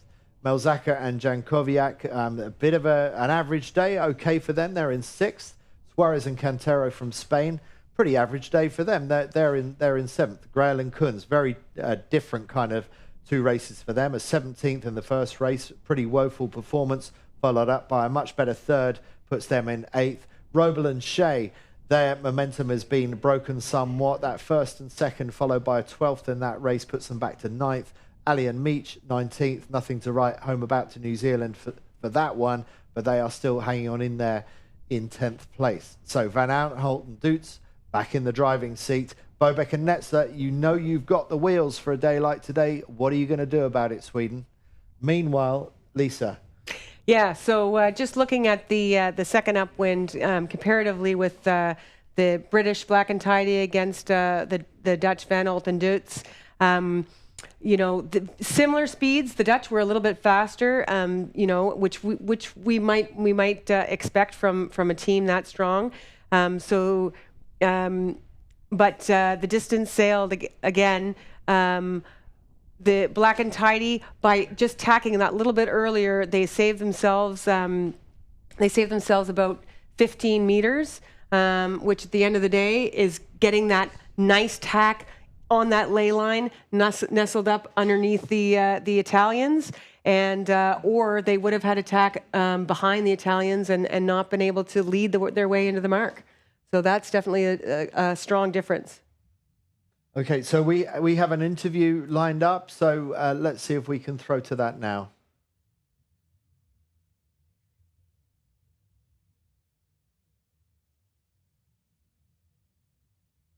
About the Blue Nose, this wonderful yacht built in, what, the early 1900s, was it? Yeah, so it was built in Lunenburg, my hometown where I grew up, in 1921. This is the Blue Nose 2, so this is a replica that goes around Canada and the eastern U.S. and you know, represents you know, East Coast sailing and a true era of yacht building and of racing. So the racing of these awesome. yachts. We are on day 4, the 2022 Nacra 17 49er and 49er FX Worlds. And what a treat we have this morning. It's luckily a nice calm morning. We have the Blue Nose 2 schooner. If you look, it's all over the place around here. It's on the license plate for Nova Scotia. And we are here with Captain Watson. Nice to meet you, Captain Watson. Good morning. How are you this morning? I'm awesome. So, you know, to a lot of these sailors, they're not going to see this until they rock up this morning. They're so hyper-focused on this World Championship. But I know they're all like really great sailors at heart, and they're going to love seeing this. So tell us a little bit about the Blue Nose and why it's here. So Blue Nose 2 is an ambassador vessel for the province of Nova Scotia, and we're a replica vessel of a 1921 fishing schooner. And in those days, they were racing Best American, Best Canadian fishing schooner, and the original Blue Nose won the trophy in 1921 and never lost it until the last race in 1938. Awesome. And this is a replica, and these schooners, they were used to race to go fishing too, probably, but this one was more of a racing schooner? No, this was actually a fishing schooner. She spent most of her time fishing. So there would be international races from time to time, sometimes 4 years between races, but she bested her American competitors every chance that she got. Awesome. Well, it's such an impressive boat. And, you know, in Canada, we know a lot about the junior training schemes in the country, but what kind of training is done on the Blue Nose 2? This is all on-the-job training, so we take young people from across Nova Scotia and some from across Canada, and they come with zero experience. And we teach them how to do bright work and how to paint and how to set topsails aloft and steer and be at sea at night, and we teach them the whole thing. Cool. And what does that do for a young person going forward? Some people can look at this and say, you know, oh, the future is these fast boats or fast super yachts or something like that. What does it do for a young person to get training on the Blue Nose 2? I think, you know, the future is fast yachts and fast boats. But it's work ethic, it's self-confidence, it's the ability to stand and talk to people you don't know, it's the ability to tackle something that you've never done before and have a successful outcome. Awesome. Well, I think that your crew shares a lot of the same values as the Olympic sailors do too. So we hope we get to see you and the crew on shore. And for now, thanks for bringing the beautiful scenery and inspiration. You're welcome. Thanks for coming out to see us. Awesome. And then we'll just go back to the studio and watch the rest of the racing for day 4. Great to see the Blue Nose here, and what a wonderful craft that is. And for its day, it was just about the fastest boat around. It was the 49er of its day, wasn't it? It was, and it was the most winningest 49er. And I don't believe it ever got it was ever beaten in a race. To the Canadians' credit, the Americans tried many times. So it used to race for the Fisherman's Cup. And, it was really all about getting out to the fishing grounds as fast as possible and then getting the fish back as fast as possible. So speed was all about efficiency and all about good business back then. And Canada, it's had a go at the America's Cup a few times in the past. It's been a while since we've seen that happen, but good to see Canada doing so well in Sail GP. That must be a source of national pride right now. Yeah, it really is. Everybody's really excited that we've got some of our national team athletes on that boat and a lot of Canadian representatives on learning and being a part of that great Formula One of sailing. It's been pretty exciting. It's a high pressure environment, and I get the sense for sailors that have been in that world for a little bit, like for example Dylan Fletcher and Stu Bithell, they went on to win the Olympic gold medal in the 49er last year. That really affected the way that they went back to their Olympic campaigns. Anyway, Chris is ready in the boat park, so let's see who Chris has got. Awesome. All right, day 4. I'm here with Riley Shutt from the U.S. sailing team. How are you doing, Riley? Hey, good, Chris. Good to see you again.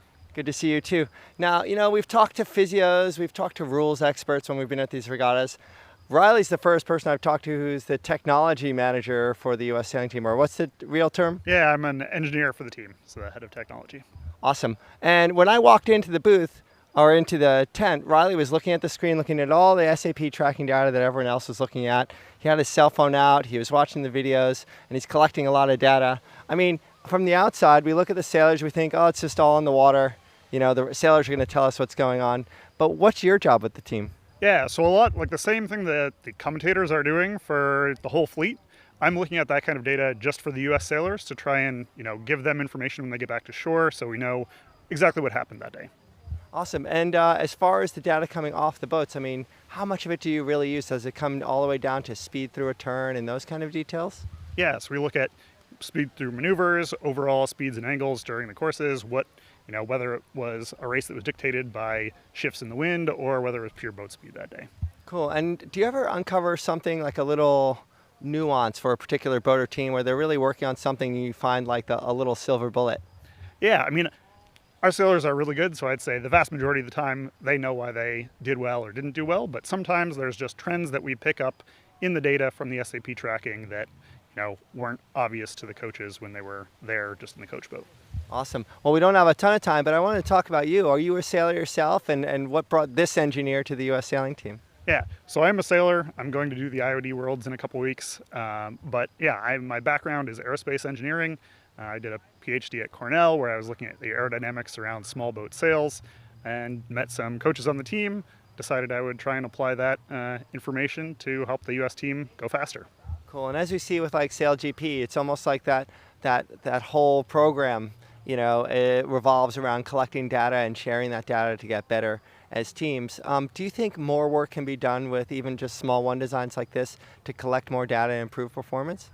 No, absolutely. And I think we see that there's a number of companies, Sailmon, Vaqueros, Velocitech, are all working on easy to use ways of getting data on these boats on the water.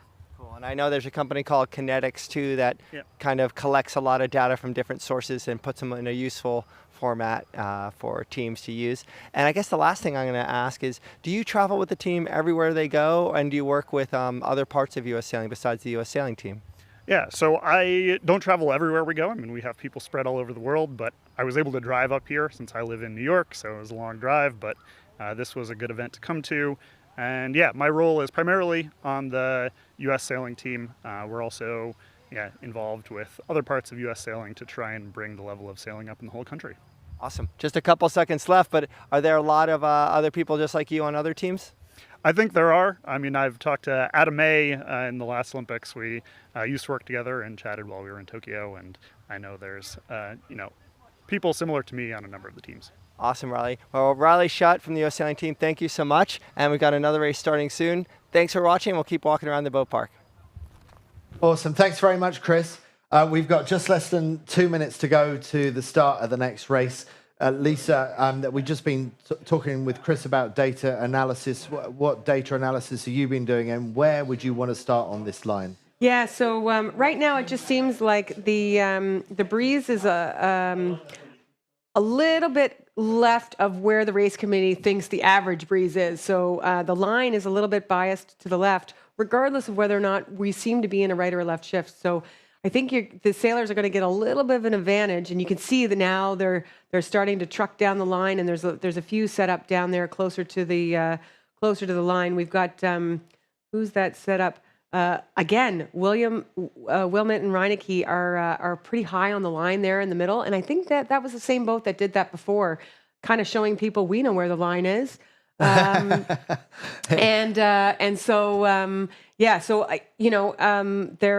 The breeze is clicking pretty quickly back and forth between in a range of five degrees. So, but I think you want to have a good lane, and you want to be, I think, a little bit further down the line right now. It's going to give you a little bit more of an advantage. In which case, you don't want to be Netherlands 1 with 30 seconds to go. They're right by the committee boat.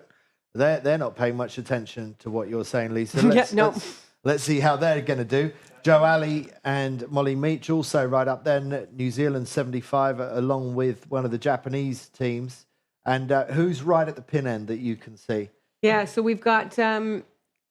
we've got 8 seconds, so let's just count it in. Yeah. Let's just see how it goes. 4, 3, 2, 1. It looks like it's going to be a clean start, and it looks like good starts in the middle for China, Belgium, and Germany, from what I can see. And then Hu and Yu are the first out to this right-hand side. They're starting near the committee boat, the Chinese boat 119. Yeah, so you can see there was a couple of dips there. I think there were some people who they started in a little bit of left, and again, it's harder to get to the line when your bow is further away from the line. And again, we can see that our race leader is Croatia, who won the pin. So, but it's going to be again a matter of, can you stay in phase? So let's see how this works out for them. The breeze from the start has been steadily moving a little bit further right. So that's going to pay for the boats that are currently on starboard tack. So if it clicks back again for that Croatian team, and they can get a good number coming back across, they're going to look pretty good. Okay, well, we wish the best for the De Michele Vetturis. We saw that amazing port tack start yesterday. It didn't work out too well for them, but let's see how that pin end start goes today. Yeah, so you can see there's a boat that was in that left group, but is punched out ahead, but is a little bit higher. That's Black and Tidy. So they've done another good job of starting closer to the favored end, staying in phase, and punching out around the group ahead of them, and they're now tracking like they're in second.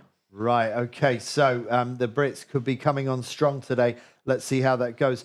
China really keen on punching out to this side. China 119, bottom left of your screen. It doesn't matter what happens, they always seem to want to come out to this side of the race course. Worked out well in the first race, didn't go so well in the second race. And if you're listening to Lisa Ross, you want to be more flexible with your approach and with your thinking, because she is seeing opportunities more from the shifts than picking a side here. Yeah, I mean, it is tricky because you definitely don't want to be sailing yourself into the middle of the race course, and then you kind of get passed by both sides. So you do have to try and pick something and win your side. But again, like Saskia and Freya Black and Saskia? Freya Black. I keep wanting to say Charlotte. Like they showed, it's about picking your time coming back from your side. That's really key, and not just pinning it all the way out to the ley line, because that's not always the right time when the shift is there. Yeah, well, if your tacks are as bad as mine, then you wouldn't want to tack more than once on a beat. But obviously, that's not what we're talking about here. But the maneuver loss is still a factor. We see the Swedes actually in the middle of our screen just tacking onto starboard now. They know they're fast. Can they put themselves in a place on the racecourse where they can capitalize on that? The breeze, as you can see on the right-hand side, or the water anyway, looking a little bit darker. So as they get further up the racetrack, it looks like the breeze might be stronger, or that might be a trick of the light. What do you think, Lisa? Yeah, I mean, I think it might be. It's tough to tell because, again, sometimes it does look like it's the further away you get, the windier it does get. But I do think that these boats that have tacked over onto starboard are tacking on a nice number. So this does look like it's a little bit further right. And, if you were the Chinese, I think you'd and the Polish here, the Polish look like they're doing really well. You might want to take some of this good number back across and limit your leverage away from what is basically 80% of the fleet. Yeah. Look pretty exposed over here. And we've got some different names up at the front on the leaderboard. Those Demicheli Vituri sisters from Croatia, still capitalizing on that amazing pin end start that they managed to get. And then we're seeing a few more familiar names that we've talked about. Roble and Shea up there, black and tidy, winners of the previous race. And meanwhile, what do you see, Lisa? Yeah, so I think if we can, as soon as we see the left side of the race course, we're going to see that the Croatians have just tacked over and they're coming back across. And so they're really going to be wanting to see some of those left-hand numbers as they come back across. But they are looking quite nice and strong over there. And there may be a little bit of breeze that's in their favor. China 119 looking extremely exposed on the bottom right-hand part of your picture. And they really are putting all their chips on this side of the roulette table. Poland 888 coming out this side. Grail and Kunz doing better on the left-hand side, on the far side. These are the boats on the right. They must surely be looking at attack pretty soon because top right, you can see the yellow of the windward mark up there. Yeah. So it's definitely looking like they're going to have to go. The Croatians have had some really nice speed over this race so far. Averaging really high numbers, and so they're looking pretty good coming out of the left. So China pretty much tacked on the ley line. Meanwhile, Echegoyen and Barcelo, that's a new name to be talking about for this race. We know the Spanish can be quick in these conditions. We haven't seen it yet today. Yeah, and so we talked about that the Swedish, their tack and the timing of them coming out of the right there. And so we're just going to see them and the Spanish. They all kind of tacked at the same time to try and touch back in with that left group. And it does look like it paid for them. And that bodes well for the Polish as well, coming back out from, and you can see them just below the Chinese there coming back out of the right. So, I'm liking where the Spanish are and the Swedish linking in with that left group. You can see how many boats are over there on the top of your screen. Just looks like a whole bunch of dots from here, but that's the majority of the fleet. And so I think they've got some good pressure out there, and they're going to be wanting to take a strong line back to the mark. Italy 10 also out this way. We saw Germani and Bertuzzi do well in the previous race. They were leading that race briefly. They finished fourth, but they are struggling on this side of the race course as USA 42 tacks pretty much on their line. Can Italy 10 hold a clean lane ahead of USA 42 or to one side of them? It looks like they just about can. But the bigger picture for any of these sailors on this side is how are the boats on the left-hand side going to come back across as the fleet is now on a line of convergence. Yeah, so again, talking about moding, these boats here that are all the way over on the ley line, they're going to be wanting to go, they're going to be wanting to up their speed just as a little bit. So bow down and fast, as we like to say, to try and maximize their speed as they get across, and trying to make sure that the port tackers don't get across them as they're approaching the mark. Yeah, these are the boats on starboard with the advantage if there's anyone on a collision course. But more importantly than that is if the port tackers have got good breeze on that side of the course, they're not going to be on a collision course. They're going to cross clear ahead. Yeah, so it's looking like right now, again, we're getting a little bit of a click to the right as the boats are coming back up, and the Polish are looking quite strong.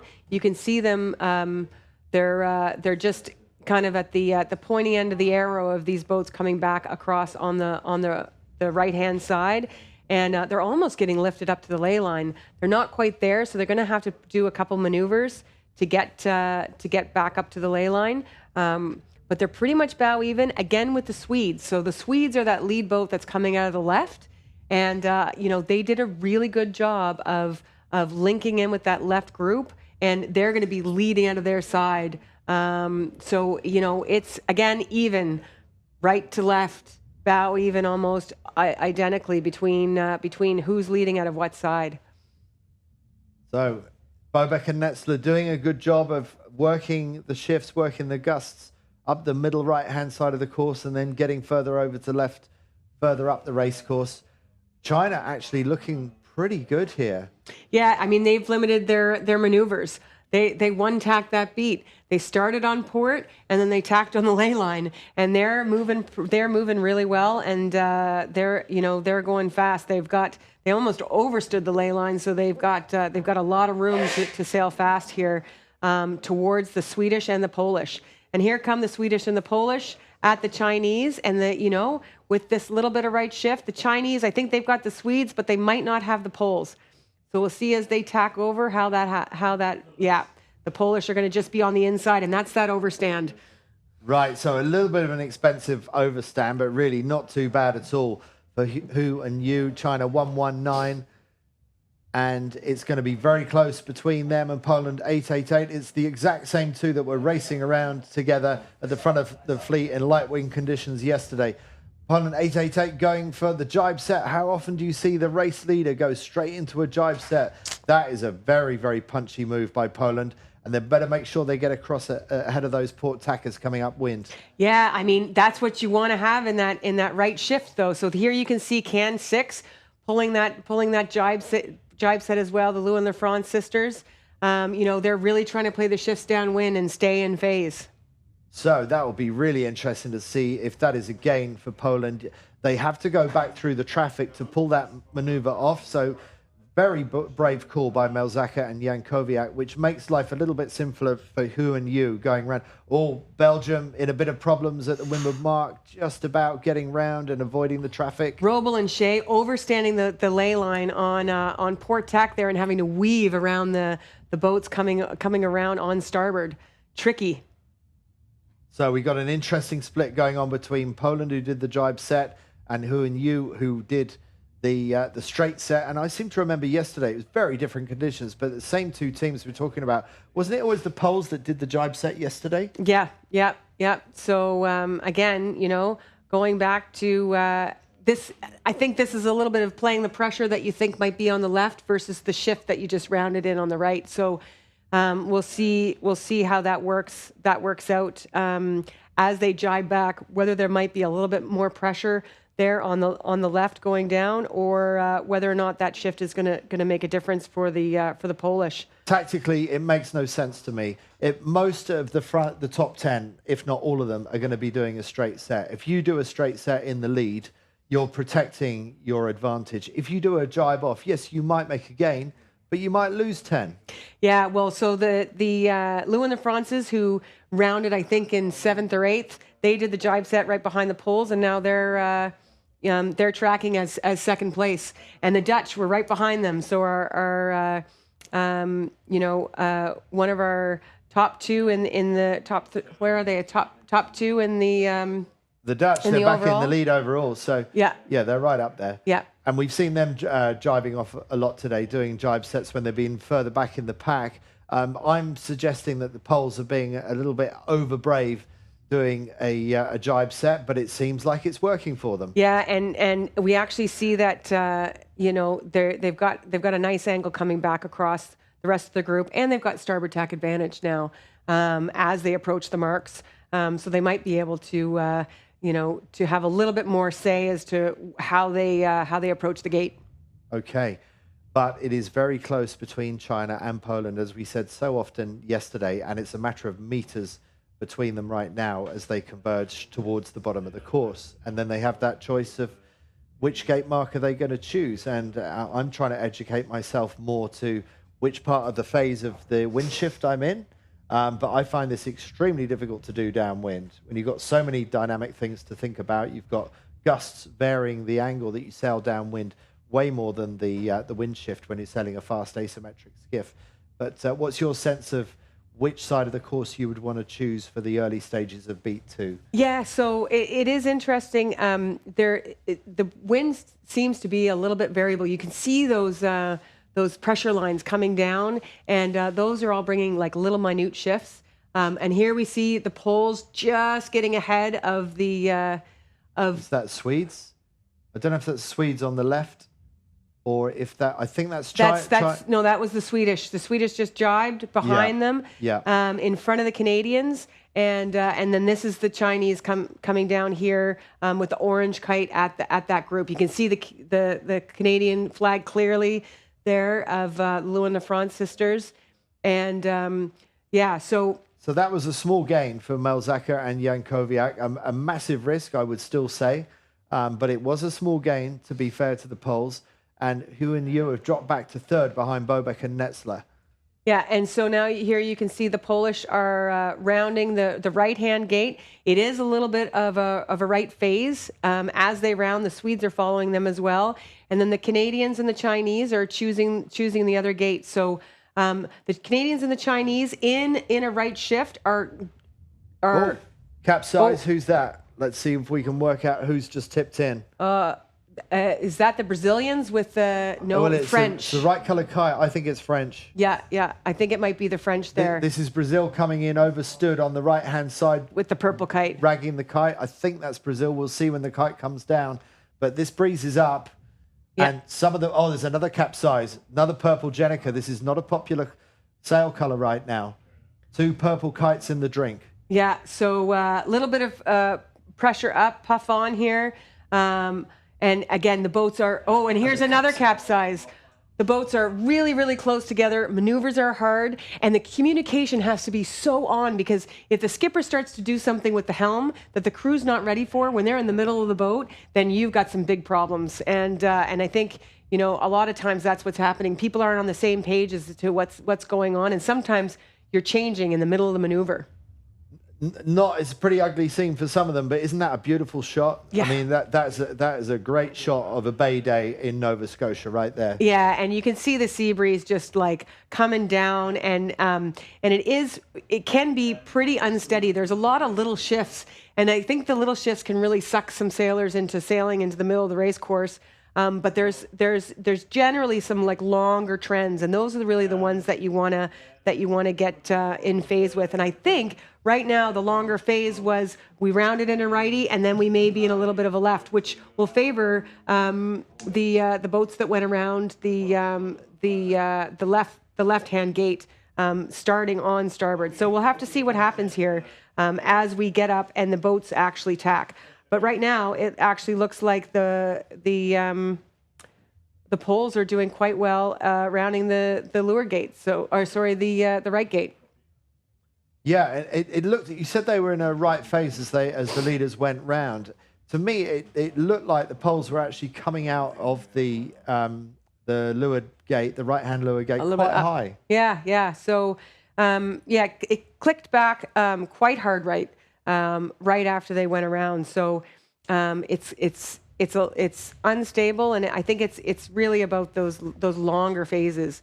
Canadians took a little bit more hitch out to the left, and now, as you can see again, now the Canadians are actually tracking like they're in the lead. But those top 4 boats, we've got the Canadians, the Chinese, the Swedes, and the Polish. They're essentially bow even, and those little tiny clicks in the breeze as they get up to the windward mark, with even speed, that's going to be the indicator of who crosses and who has to take a stern as they go around the windward mark. This is really beginning to even up again, isn't it? And there are opportunities from both sides of the racecourse. But for you, Lisa, to see Canada in the lead right now, that's an exciting moment. Yeah, I mean, these girls have had a little bit of a tough slog in this regatta. I know they are really the local favorites. They grew up in Chester, which is the town that's just over in the next bay. And so again, just being a local adds on expectation, maybe over and above where you are at this particular moment in your career. But they have a lot of really good things coming their way, and so this is nice execution for them, and this will be a confidence booster for the rest of the regatta. Great. Well, they're certainly in amongst the front few, but at the moment our leaderboard has the poles 888 at the bottom of your screen going out to the right. Eliminating some of that leverage, because it looks like they've got the Dutch in the bag there. So these look like really nice right numbers as far as I can see. But it does look like they're not listening to your advice. It looks like they're going to take it pretty far out to this ley line, out this side. They're taking they're almost on the ley line. So I think they're taking one from the Chinese book and just trying to eliminate those maneuvers. Yeah, it seemed to work all right for China 119 first time round, but this time China 119 is more middle left, and still doing okay out that side, but it's still plenty of boats in the race in this one. And Sweden 777, we know that once they're out in front, they're very, very fast, but they're still not managing to make that boat speed advantage work to any significant degree at the moment. Yeah, I mean, it definitely keeps them in the game for sure. They. Go ahead. Sorry, just what you said about having Netherlands 1 squared away is Poland 888. It looks like. Well, we've just lost our feed, so I've got the SAP tracker up here, and we've got a little bit of an internet problem in the studio. But the Polish have tacked in that nice right shift that I talked about. So on the if anybody who's listening at home sees the SAP tracker, they can see that the Polish are actually in that nice righty, going back across and taking that back towards the mark, with the Swedes who have tacked in the middle of the race course also on the right. So so they're basically on the ley line on a really nice shift, heading back to the mark right now. Okay, so unfortunately we've got a technical problem. I'm not sure. We've had problems with the internet earlier today, so I'm afraid you're looking at me and Lisa. At least you've got Lisa to look at. So we can still give you a running commentary of what's happening. And so Lisa, who would you say is in the lead at the moment? Yeah, so the Polish are looking like they're in the lead, with the Swedish who's managed to stay in phase really nicely in the middle of the race course. So the Swedish just crossed the rum line, which is the center line of the race course, and they're just a little ways on the left, where the Polish are pretty much all the way over on the ley line. So they're approaching that top triangle of the race course, and the breeze has come back a little bit. The Swedes here we are. The Polish are, you can see they're on the ley line, and the Swedes are up there just underneath the writing at the far left of the screen, and they're pretty much on the port ley line. So again, this right versus left coming in. The Canadians got sucked back into the group a little bit, with a pretty strong left shift, and we'll see how everybody fares as they come in. There's going to be some high traffic behind these top two. The top two look like they're a little bit launched on the rest of the group. So Melzaka and Jankowiak slightly overstood on the ley line, but in a 49er FX, that's quite a nice feeling and a nice view for the Poles. They will just be wondering, have they got the legs to get across the front of the Swedes? And right now, it looks like they do. And remember, it was these Poles that were brave enough to do a jibe set on the previous run. What will they do this time round? They do seem to love the jibe set, but surely they're going to go for the straight set this time. Well, we'll see what they think the breeze is doing, because if they think that this right shift is strong, they'll probably jibe right into it. But if they think that at the moment when they're approaching the Swedes, if they feel like they've lost a little bit of their gain, then they may feel like it's going back over to the other side in those straight sets. So there's a lot less traffic for them, so they're going to be a little bit more free to choose whether they straight set or jibe set. Yeah, and the cost of making one choice or the other is not going to be so great either, because the gaps have stretched out. They're away from the traffic, and they're pretty much into a match race with Sweden 77 right now. Yeah, and right now a straight set might be a little bit more. A little easier to execute. A little bit easier, but also a little bit safer, because if they look behind and they see the Swedes rolling right into a jibe set, they can jibe at the same time and stay bow even with them, and that's a really nice position to be in. Yeah, that's very true. Yeah. Well, now's the moment of truth. Let's see what the Poles choose to do. And it's the jibe set. I wouldn't have picked it. I wouldn't have picked it. When will I learn?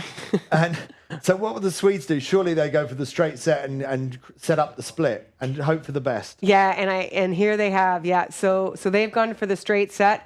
Little bit long to get their kite full. Looks like the Dutch are following suit, and the Chinese. So I think they like getting a little bit of leverage over on that side. And also, they've got a little bit of a difference because there's some high traffic behind this group that the Polish didn't really have on that starboard ley line when they did the jibe set. So the leaders had, I think, a little bit of an advantage there being so far ahead. Yeah, and again, I would hazard to suggest quite a risky decision by the Poles, but they are really switched on, and they are surely not jibe setting for no reason at all. I think they are actually one of the ones listening to Lisa's advice, and they are playing the shifts, they're playing the gusts. Yeah, and based on the SAP tracker right now, their line looks really nice towards the mark. So they were pretty confident that they were in a little bit of right, and they're sailing now towards the mark. And they're, as soon as they feel like they're starting to get lifted on that side, which it actually looks like they're starting to, then they're going to roll into another jibe, and now they're going to be leading back into that next shift, which they're hoping is going to be a left. And the Swedes will have to do sail from a little bit of a lift to a lift. So we'll see what happens. Meanwhile, the Dutch, we've just seen them jibe as they went out of picture. What will the Swedes now do? Remember, it's these two, Netherlands and Sweden, who are fighting for the lead overall. They have quite a healthy points gap in the overall leaderboard ahead of the rest. The best of the rest is Black and Tidy from Great Britain.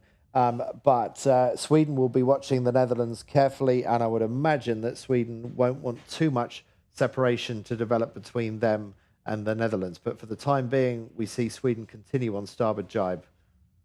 Yeah, so the Dutch did a good job. I believe it was the last race of jibing out of that train on the coming down the straight set line early, getting a little bit into the middle of the race course, and then having a little bit more choice as they approach what they do with that. And so we'll see if that pays off again for them. They it seems FX, and in terms of overall consistent performance, the Dutch are having a very good day. They've had a 4, a 2, and a 3. We have some internet problems again, I'm afraid, so we're going to have to talk you through radio show style down to the finish. So, Lisa, it's close coming into the finish. It is close coming into the finish. Right now we can see that the Polish are still tracking ahead of the Swedish. They're coming into the finish line here. The Swedes are going to have to make a choice, but I believe that the Poles are going to have a little bit of control over this situation.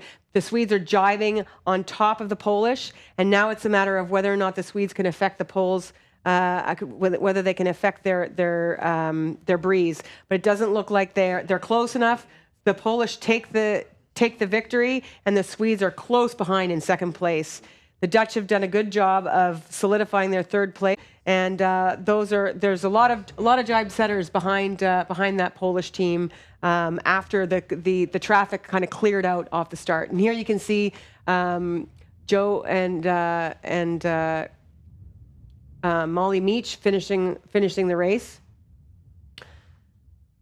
Okay, so that is the end of FX racing for this afternoon, but we are going to be bringing you men's 49er Gold Fleet racing. It's the first day of Gold Fleet coming up a little bit later on this afternoon, so stick with it. But for the time being, we are going to go to an interview with Jo Alley, who not only is an Olympic champion in the 470 and a recent convert to the 49er, but she also is chair of the World Sailing Athletes Council. So let's hear what Jo had to say. All right, welcome back to the 2022 Worlds for the Nacra 17 49er and 49er FX. And we are here on day 4. We occasionally talk to the sailors about other things that are going on in their lives, sailing related and non-sailing related. But we have Jo Alley here, Olympic gold medalist from New Zealand. She's a pretty new 49er campaigner, but with Molly Meach, who's sailed these boats a lot and been to the Olympic Games. Jo, we won't talk about the regatta, but we're going to talk about your volunteer work at World Sailing. You are a VP and in the Athletes Commission? Yeah, so I've been in the Athletes Commission for about 6 years now, and the last 2 years I've been the chair of the Athletes Commission. And so as the chair, I sit on the board of World Sailing. So yeah, I'm a VP at the moment. Cool. So on the board, and how many VPs are there at World Sailing? We're 8 on the board, plus the president. Okay. Who's the president right now? That's Chan Hai Lee. So yeah, he's been the president the last 2 years and got another 2 years of his term. Awesome. All right. So so now I understand, what your role as the chair of the Athletes Commission puts you as a VP. So let's not talk about what the VPs do. They represent other things going on in the organization. I've done some amazing work and trying to create a structure that'll mean that we're a little more waterfall and not just, every year there's one meeting where everything happens and then it gets deferred, and then the next year nothing happens and then it gets deferred, and then suddenly we're late and we're rushing decisions, and it's not what anyone wants. So hopefully what we'll move into is a more iterative approach of decision making where you can let the experts actually have the proper say. And also, obviously all the M&As and the council need to have a voice, but it can be a lot better than it is now. So hopefully we'll get that changed this year. Right, and I remember a big step was when Maria Clark came in as a consultant. She's a Kiwi, I think she was, and gave some recommendations for a better governance structure for decision making, where the expert testimony would have a lot of heavy weight and hard to overrule those kind of things. Now that you've been involved with World Sailing for a little bit longer, you're continuing your Olympic campaigning in and around your winging and all the other things you do to keep active and support other communities. In like a couple years, what would you think would be a big step? What would you like to see World Sailing? Diversity aspect can keep changing. We just bring in some more younger faces. And it has changed already a lot in the sort of 6-8 years I've been a part of it. You used to look around the room and it was, 90% male over 60. Yeah. And I think there's been some really good changes, but I think the more sort of connection we can get to current sailors. And like you said, that's really hard because the sailors are in that part of their lives. They're in their 20s, 30s, even 40s, still trying to make that happen and earn a living too. Yeah, so it's not paid. Like everything we do is volunteer, and it's giving our time, and sometimes it takes a lot of time. There's a lot of calls, a lot of meetings, a lot of things to keep on top of. But yeah, I sort of feel like someone has to do it, so I may as well for now, but hopefully I can find some more people to take it over soon. And I can understand why in the ultimate leadership, being a president or an executive director type, the head of the board, that would be a man or woman who is retired, to have the time and ability to dedicate that much time to it. I understand that, but I guess what you were also talking about the governance structure and having these voices heard, up through the ranks and actually have weight, seems to me that would solve a lot of problems in terms of that, what I started with, having your finger on the pulse of what's going on and actually doing something about it, and having the decisions about equipment or events or any of those things, or even where things are held or what the process is, being more representative of the broader sailing population. Yeah, and I actually think one big area that there needs to be some gains in is actually the MNAs, the member national authorities, sort of the sailing federations from each country, actually involving their athletes more, because they're the ones who often speak at council at meetings, and I know a lot of the time the athletes from those countries have no idea what's going on or have views differing to their federations. Right, but they're not speaking up about it. No, and they often don't know the way through it or that it's even happening. I think as Athletes Commission, obviously we try to bring that, but I also think the responsibility is on each country to try to bring up some youth and some diversity from their own areas. Cool. Well, last question, and thanks for all your volunteer work, and us sharing what you're working on reminds the athletes that there are these pathways, either in MNAs or World Sailing, to have your voice be heard or work as a team to better understand what these challenges are and then actually do something about it. For yourself, how many years have you been campaigning for the Olympics? Oh, too many. Don't know if I need to answer, do I? Well, no, my first Olympics was Beijing. That was a long time ago. I was young then, a bit older now, but still enjoying it. keep changing classes, keep things interesting. But you're going to stick with the FX for a little while, right? Yep, yeah, we're obviously trying to go through to Paris. We're about 7 months in at the moment, and yeah, some good races, some good things, a lot to learn, but yeah, loving the process. And do you feel like you're a little less stressed out, because of your background, because of your experience? Do you feel like you're a little less stressed out at this World Championship when you fall back a couple places in the rankings and there's still a bunch of racing left? I think I'm just a lot more able to laugh at myself. I mean, I did get feedback today from another team that they crossed us behind us on the start line, and we're just like, what?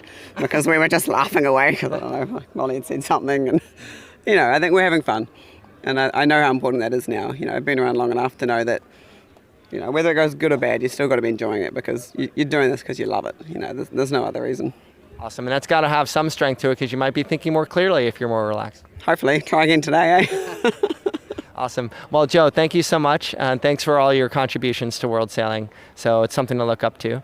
And for now, we'll do a couple more of these as the day and the rest of the couple days goes on. So we wish Joe and Molly a lot of luck, and we'll go back to the studio.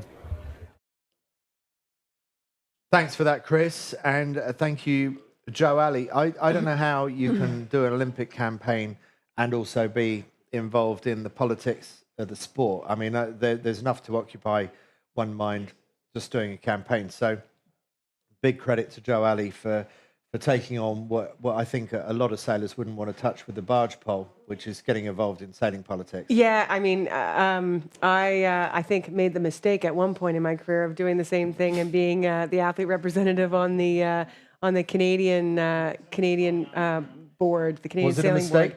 Well, I mean, it does. It definitely gives you experience on boards, and it's you need good representation. So it's one of those things where it's a matter of whether or not you can separate and and that you have the time to do it as well.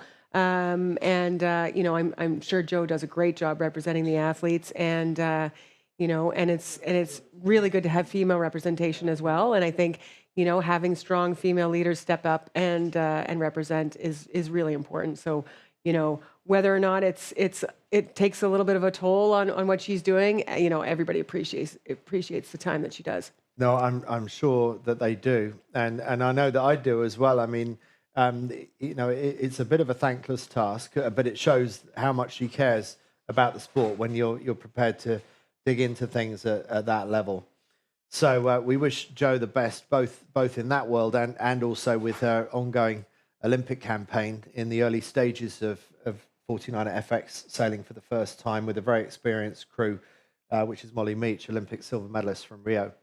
Nacras, we're not looking at Nacras today, but the team that everyone is talking about is Ruggiero Tita and Caterina Banti, the Olympic champions that are winning pretty much every race of this regatta. We got an interview with them as well. Let's hear what they had to say. Welcome back to the 2022 Worlds and the Nacra 17 class. We are on day 3, or just finished up day 3, and it was a tricky day today. I wasn't too sure if everyone was foiling all the way around the course today on the Nacra 17, but what I really wanted to talk to you about is on the upwind legs. We saw with Ida and Marcus falling off the foils going into the attack, and it took them a long time, and you wound up passing them coming back up on the foil. So Caterina, how important is it to just stay foiling going into the tack versus in these conditions? In every condition, as much as you can foil, as much you go fast, as much you keep on distance, no? You go. So it's really a critical point and a really important point to get on foil as soon as possible and to keep foiling as much as possible. Right. So like kind of a hyper focus. Even like if you're thinking about tacking, still focus on staying foiling the whole time. I think is one of the most important things in a foiling boat. And today, was it just a day where you just, like Ida said, she goes, well, it was as simple as, if you decide to foil or not, that decision was the most important part of the day. It wasn't a day where you can foil all the way around the course, was it? It was not really hard decision. I mean, when you have wind, you can go on the foils. If not, you have to stay displacement. So it's more the hardest part is to find the wind, to find a good pressure and go on the foils. That's the hard part of today. Awesome. And for both of you, the last question is, you guys are investing a lot of time into the boat. Since the last time I've seen you, you've been probably put in even many more days. But how important is it to spend time away from each other in between regattas? Do you work on that too? Is it important? I mean, away from each other, you mean that everyone has his life, his and her life, His own training. his own training. Yeah. I think you should find a balance in everything. What you work for your team, I think there is not like a receipt for everyone. I think there is the right receipt for your team. So you just find the right balance for you and what it works for your team. So we spend a lot of time together. We spend time also by our own. And I think in these years we find our balance. Awesome. Yeah, it shows you're like hungry to sail together and do your own thing. I know you have a film and a book, so that might take up some of your time. I'm waiting to see your film and your book. Interesting insights there into Tita and Banty, and giving away a little bit more than I thought they would do about their philosophical approach to how they're attacking the world of upwind foiling, potentially foiling all the way around the race course. And I thought there were smart times yesterday to actively not be foiling, to not try and force the issue. But the way that Katerina's talking, it's like try and foil at all times as much as possible. If anyone else was saying that, I think they were mad. Yeah, I mean, and maybe she might have meant that, if it's possible to foil, I think inherently they know when they can and can't. So if there's any possibility of foiling, you've got to try, because the speed advantage is so great. But there were clearly times yesterday where, if you tried to foil, you'd just be reaching around the race course. So for us who aren't as familiar with that boat, I think it might be just a given that under a certain wind range, there's really no point in trying, because you'd never get up.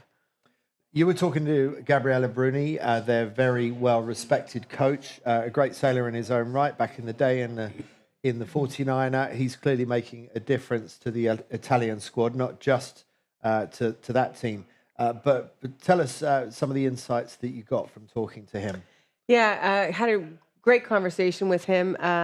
He was talking about how he approaches, setting all of the Italian teams up for success in the boat, and so they really rely on time to their the amount of training time they have, and he tries to make training as challenging as physically possible, because racing is challenging and you don't have control over your conditions, and so he tries to throw as much at them as he possibly can.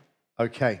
Well, we might come back to that a little bit later. We've got just over a minute to the start of the men's 49er Gold Fleet. This is the first race of the Gold Fleet. So we got the best 25 from the competition now all filtered through into this one start line. And currently leading overall, Netherlands won, the reigning world champions, Bart Lambriex and Floris van der Werken. And in second place, Diego Botin and Florian Trittel from Spain. And big climbers yesterday were New Zealand's Logan Dunning-Beck and Oscar Gunn, New Zealand 45. 45 seconds to go. And Lisa, you have got a good handle on this race course. What were the 49ers have learned from watching the FX competition? Well, I mean, I think, I'm sure the coaches are talking with each other, and they're talking, about the size of the shifts out here, the difference in pressure, and how long they think the shifts are. So, how much variation there is in the race course. And I'm a little bit concerned about Netherlands 1. They're one of the late comers to getting in on the line. I think they're going to have to give themselves a port tack start. They're in real trouble. Netherlands 1 on the left of your screen as the fleet is just about to get going. Some boats poked out at the pin end. Good starts for Italy 88 and France 95. Netherlands 1 managed to salvage some kind of port tack start right next to the committee boat. I don't think that was their first choice of start, but at least they have got clear air with Italy 23 just on their windward hip. Lisa, that was a bit of a messy start, I thought. Who do you think is doing well so far? Yeah, so the boats that won the what was that? France up there on the top. who won the committee boat. The committee boat was a little bit favored, and they do look like they're in a little bit of right phase. They look like those boats are nicely bow up, so that's a really strong position to be in if you can hold your lane and get all the way over to what might be the next shift.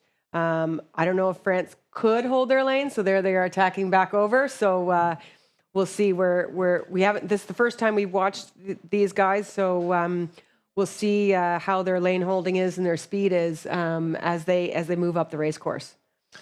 France 16, Erwan Fischer and Clément Pékin, they are the bottom of your screen, and they're setting a very low mode to try and break out into clear air. They won the first race of the World Championships in strong winds.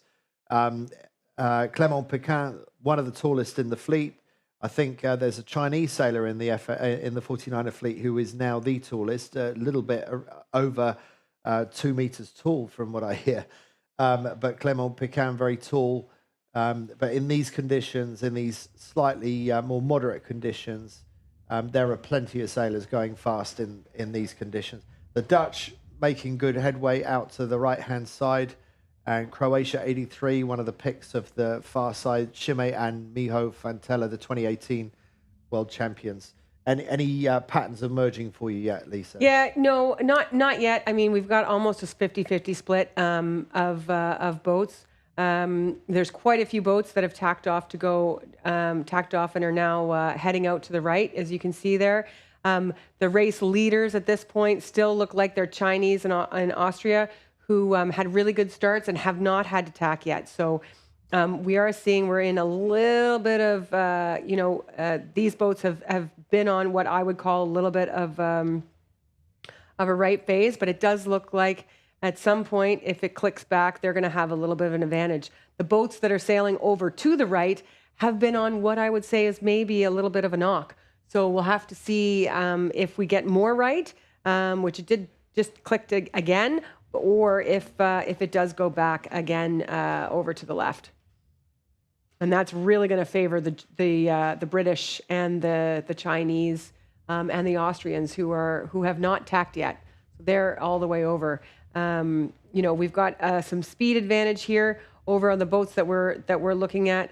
We've got the Polish and the boat that's in the front of the screen here is the Dutch, and those boats are sailing really nicely out here to the right-hand side.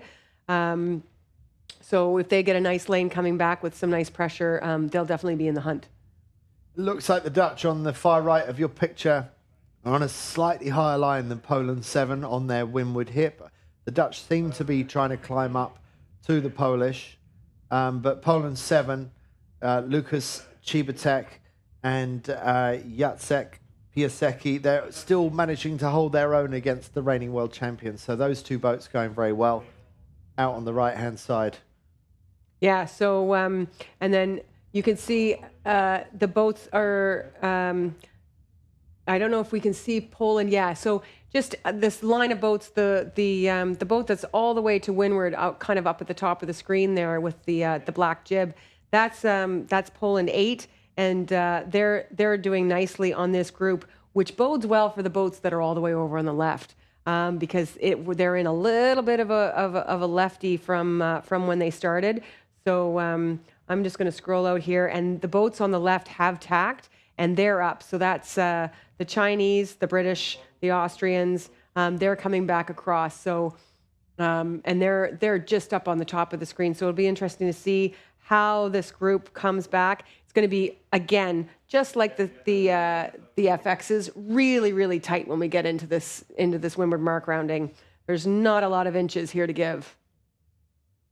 Dutch and the Poles tracking each other pretty much boat for boat out to the right-hand side.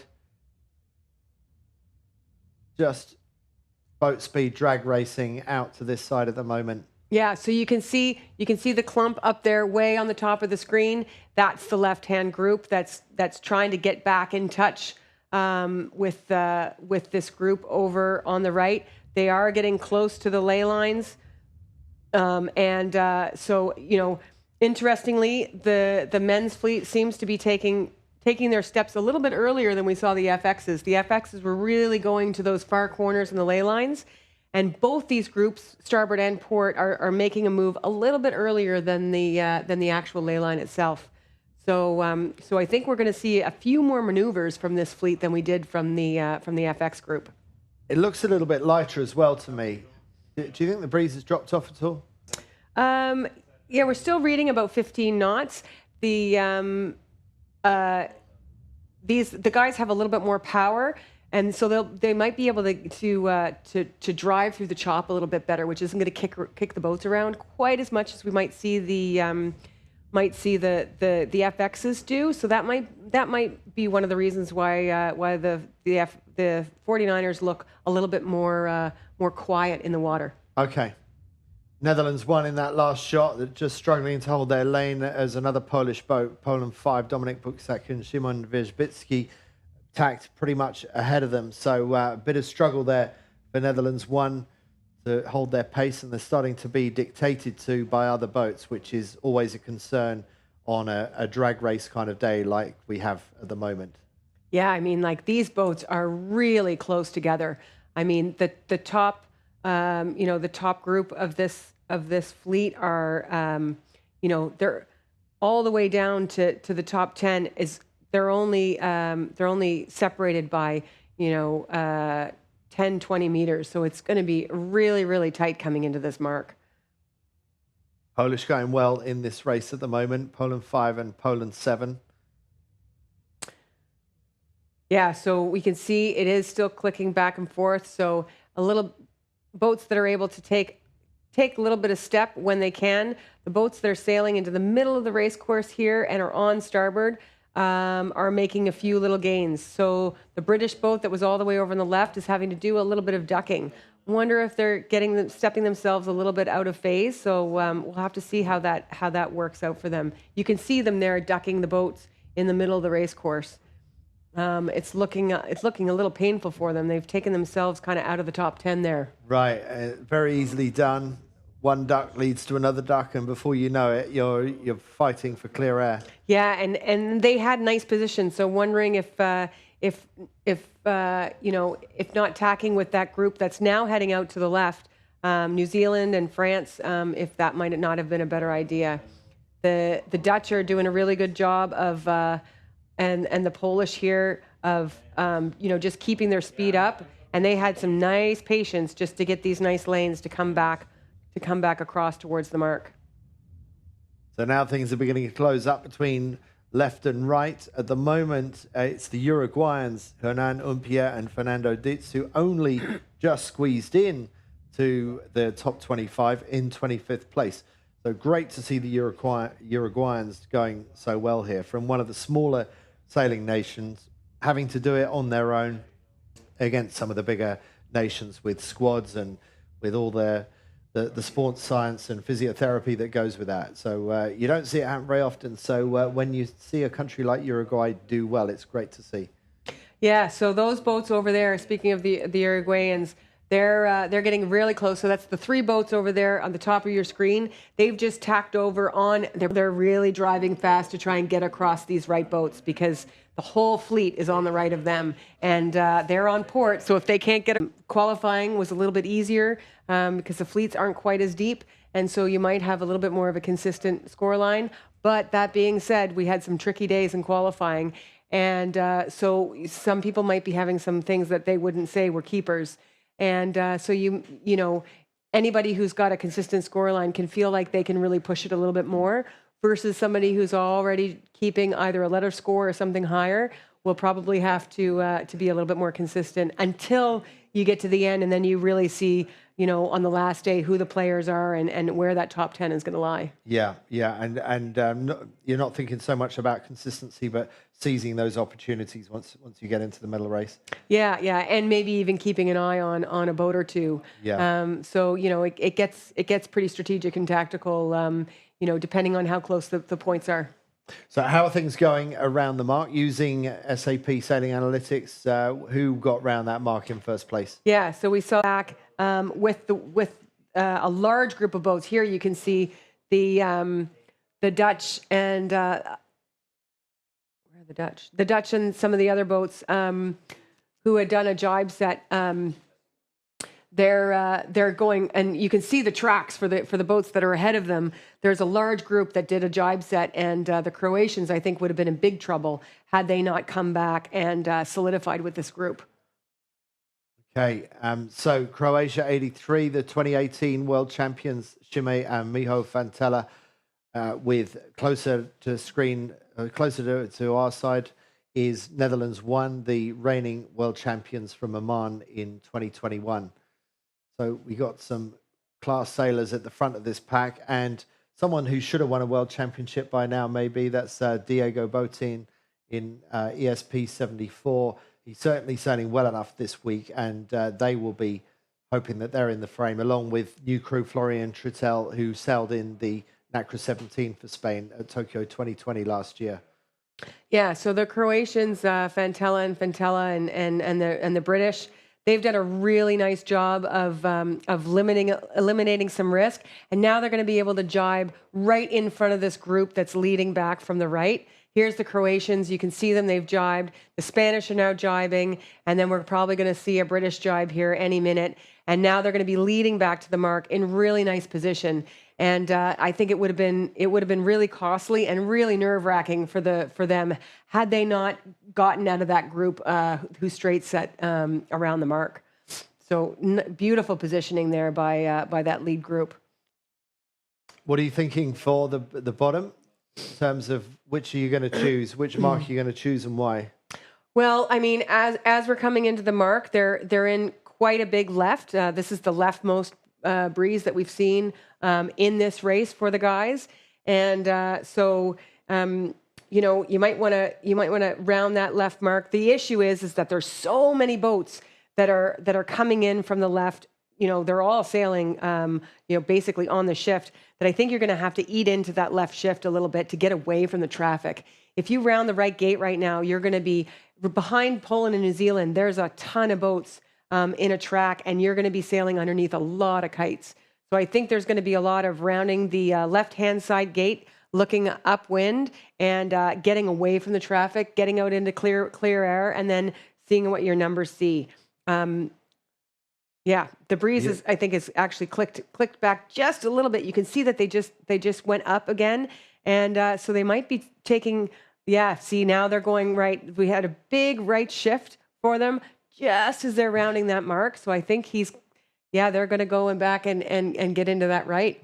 Okay, so that could be good for Croatia, but it's been a really good run for USA 4, for Barrows and Henken. Going around the opposite mark to the Croatian leaders of this race. Yeah, I mean, I kind of like where Barrows and Henken went.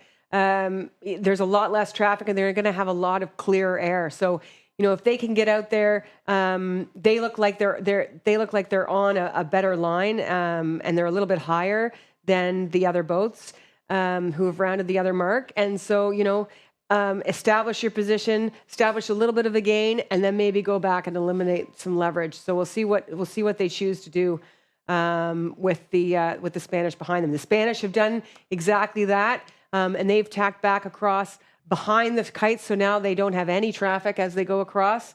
And we'll see if the Americans do the same. So they have tacked with most of the traffic having gone past, but all those kites going down the middle of the course, can that create a bit of a vacuum? Do they sort of suck all the dynamism out of the air at that leeward gate? You have to be careful with that. Yeah, and also, like, you know, even though these boats are planing, they still create some wake. So there's a lot of chop. There's a lot of disturbed air, and you know, I think it is costly to go behind the whole fleet like that. And there was pretty much 80% of the fleet was over there on that side. You can see the Americans have now tacked over, and I think that's a gainer for them. You know, they're now it's now looking like they're in third place. They haven't quite taken over the lead, but they're in a nice position, and now they're in the middle of the race course. So they can really choose what they want to do as they approach the other boats and as those boats over on the right tack. Yeah. Now you're used to sailing slower boats like the radial, and your tack loss is minimal, and obviously you're less tempted to get out to ley lines. Do you have any sympathy for the boats that do just keep on ploughing out to one side of the course? We're seeing the Dutch go out of picture, going pretty hard left. Are you surprised to see them not tack like the Americans, or do you think there's good reason for that?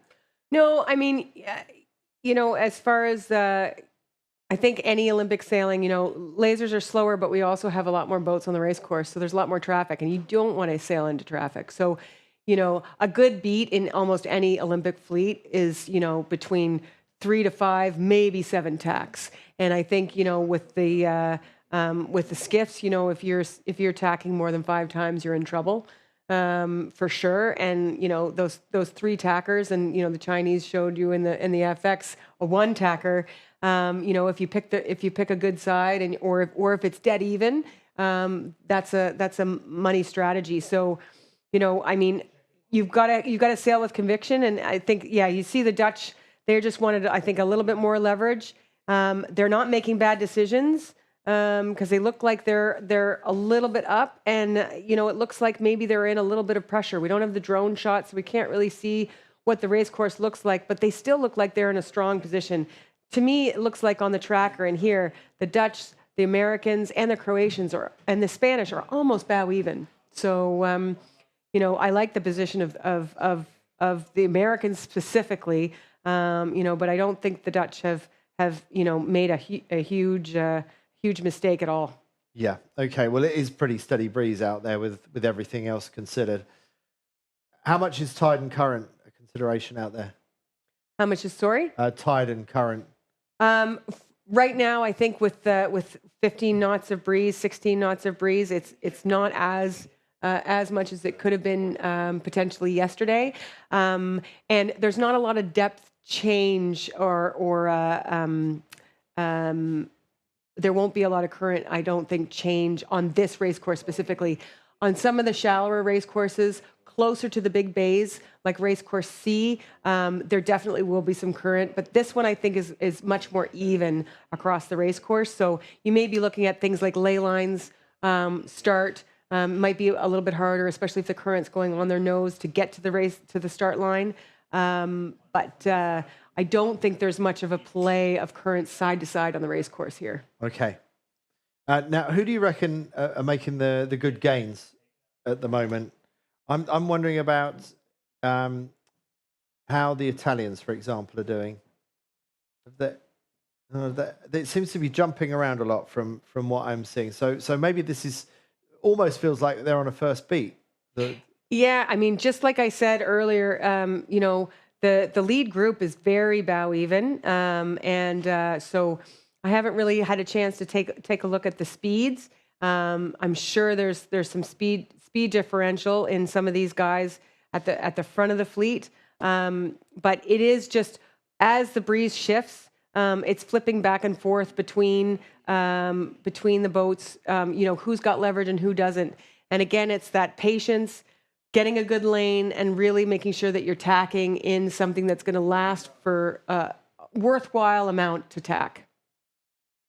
Okay, so Croatia looks like they've just tacked and onto the starboard ley line. It could even be. So it could be that the Fantellas have considered doing a 1-tacker like we were just talking about.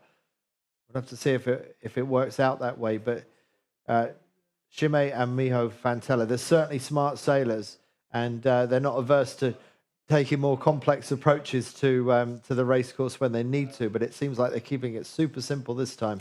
Yeah, and I think they're definitely sailing fast.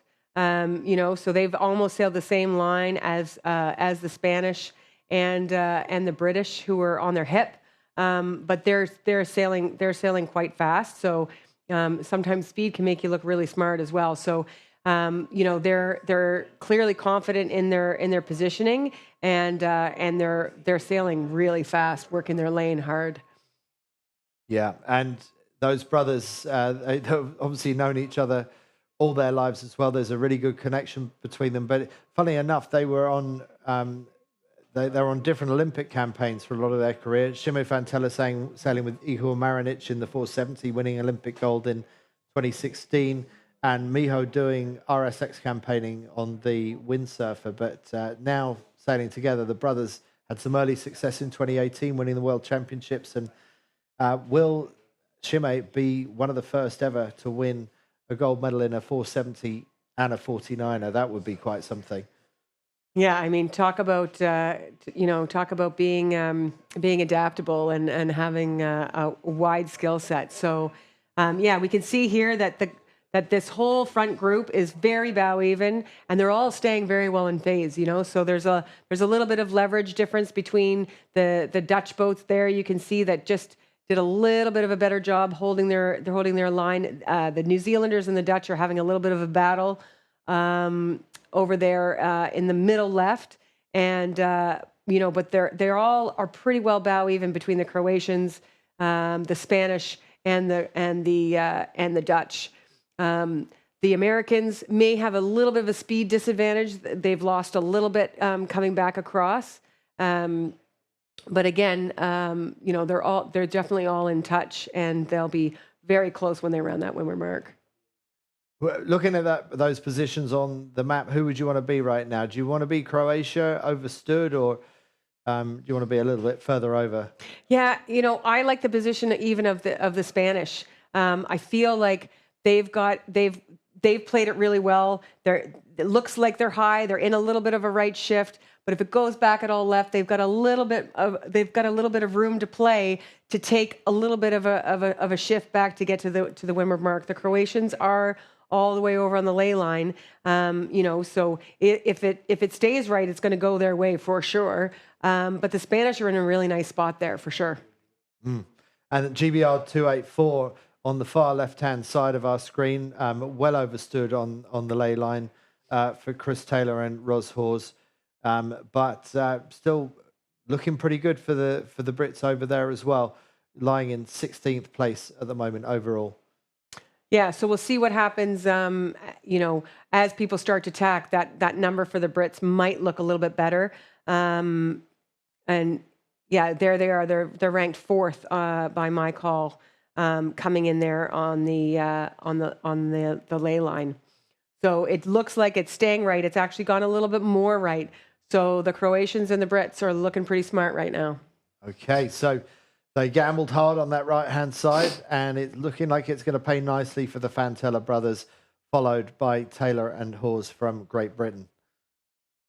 Yeah, and again, because of we can't see the water right now. When these athletes round the mark and they see pressure fills usually come with the shift, so they may be seeing things on the water that are indicating to them that there's more coming and that there's something there to wait for, and that's usually where they make those decisions to go with conviction out to a side.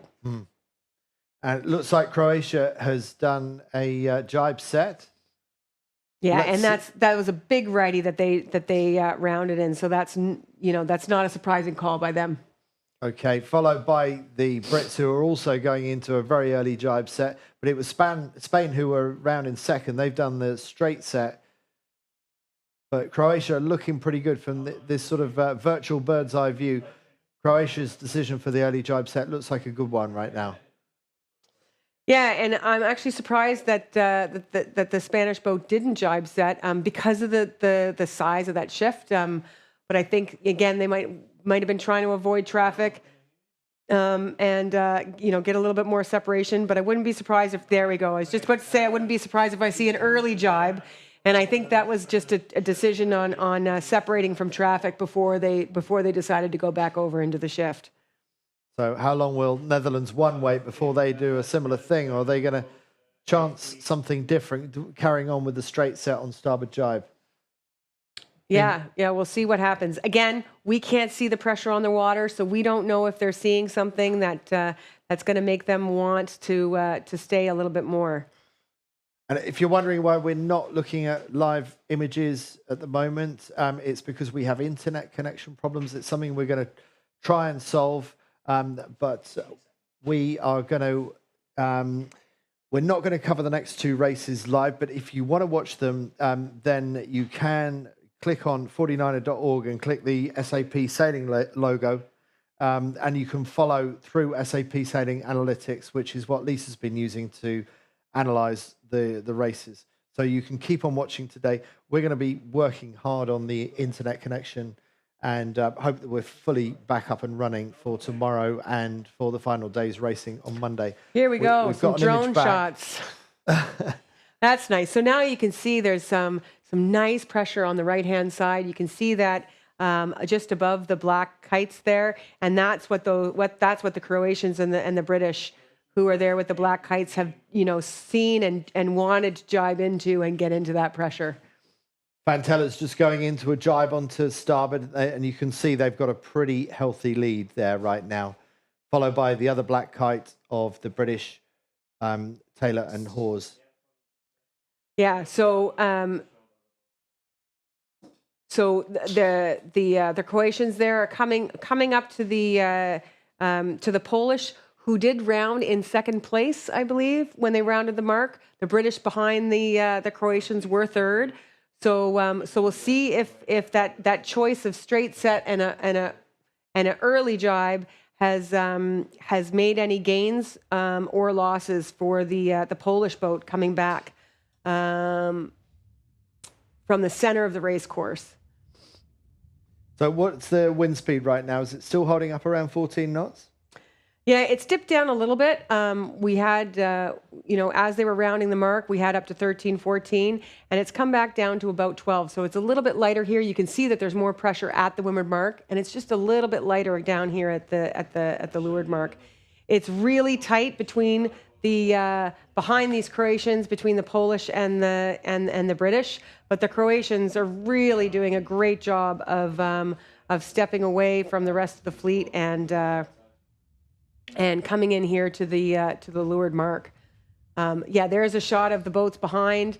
There's the British with the black kite, and the Polish with the blue kite. The Spanish with the blue kite, who have just rounded, who just jibed on top of them. So that's a real battle for second place. And then we've got the Dutch, who did that long straight set, and they're actually going to come into the shot here in a second. And Ned 1 is in a strong spot coming in here, coming in hot, I think, with some pressure to get them back in the race. Right, okay, so smart move by Netherlands 1 to hold on a little bit longer on that side of the race course and right back in the hunt for second place. It doesn't look like anyone's going to take the win away from Croatia, but it looks like Netherlands 1 might actually have snuck in front of Spain 74 and GBR 284. Yeah, it's interesting. I think I think they waited for a little bit more of something out there and really tacked or jibed in a nice angle, and they'll solidify this lead by jibing in front of these guys and getting right on the ley line there to the ley line. Yeah, so Vantella's just about to cross the finish line on port jibe. Cross goes the Black Jenica for the race win. That's race 1 of the Gold Fleet Finals. Now the race for second place in this race. On the right-hand side, it's the interlopers, Netherlands 1. Are they going to be able to take second place away from the Spanish with the blue kite that have just jibed? And yes, Netherlands 1 takes second place. So really good final run sail by them, followed by Spain, followed by Great Britain, 284.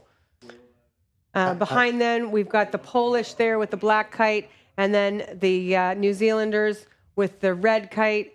With the blue kite, and then coming up behind them is Spanish Boaten and Trittle with the red kite finishing. Oh no, that's the Danish.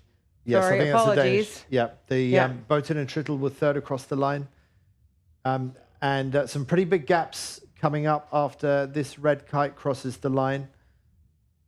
Oh, there's the Danish.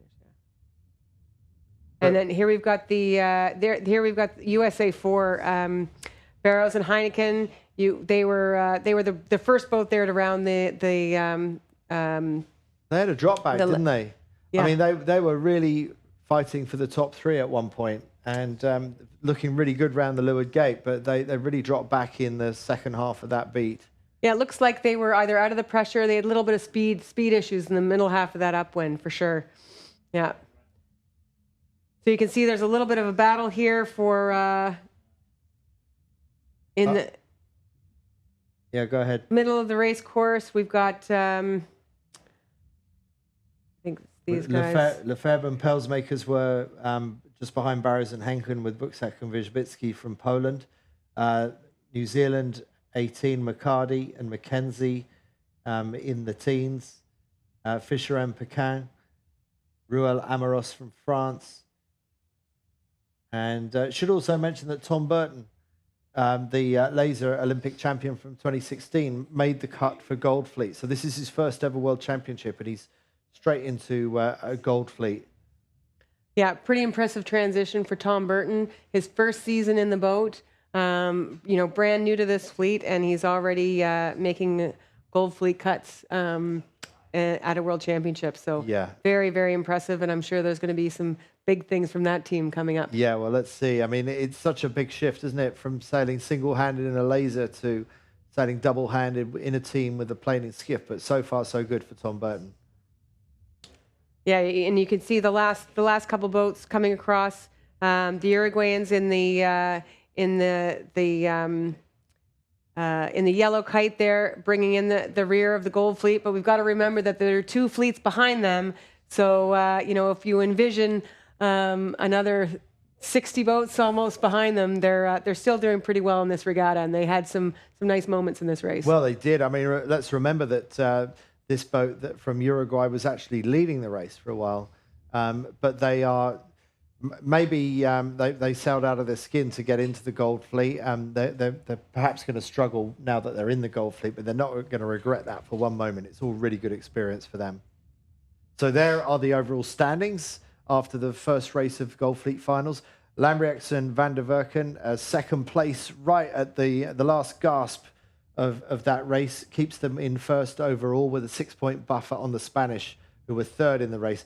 Dunningbeck and Gunn, also pretty good comeback from them during the course of that race. They maintain their third position.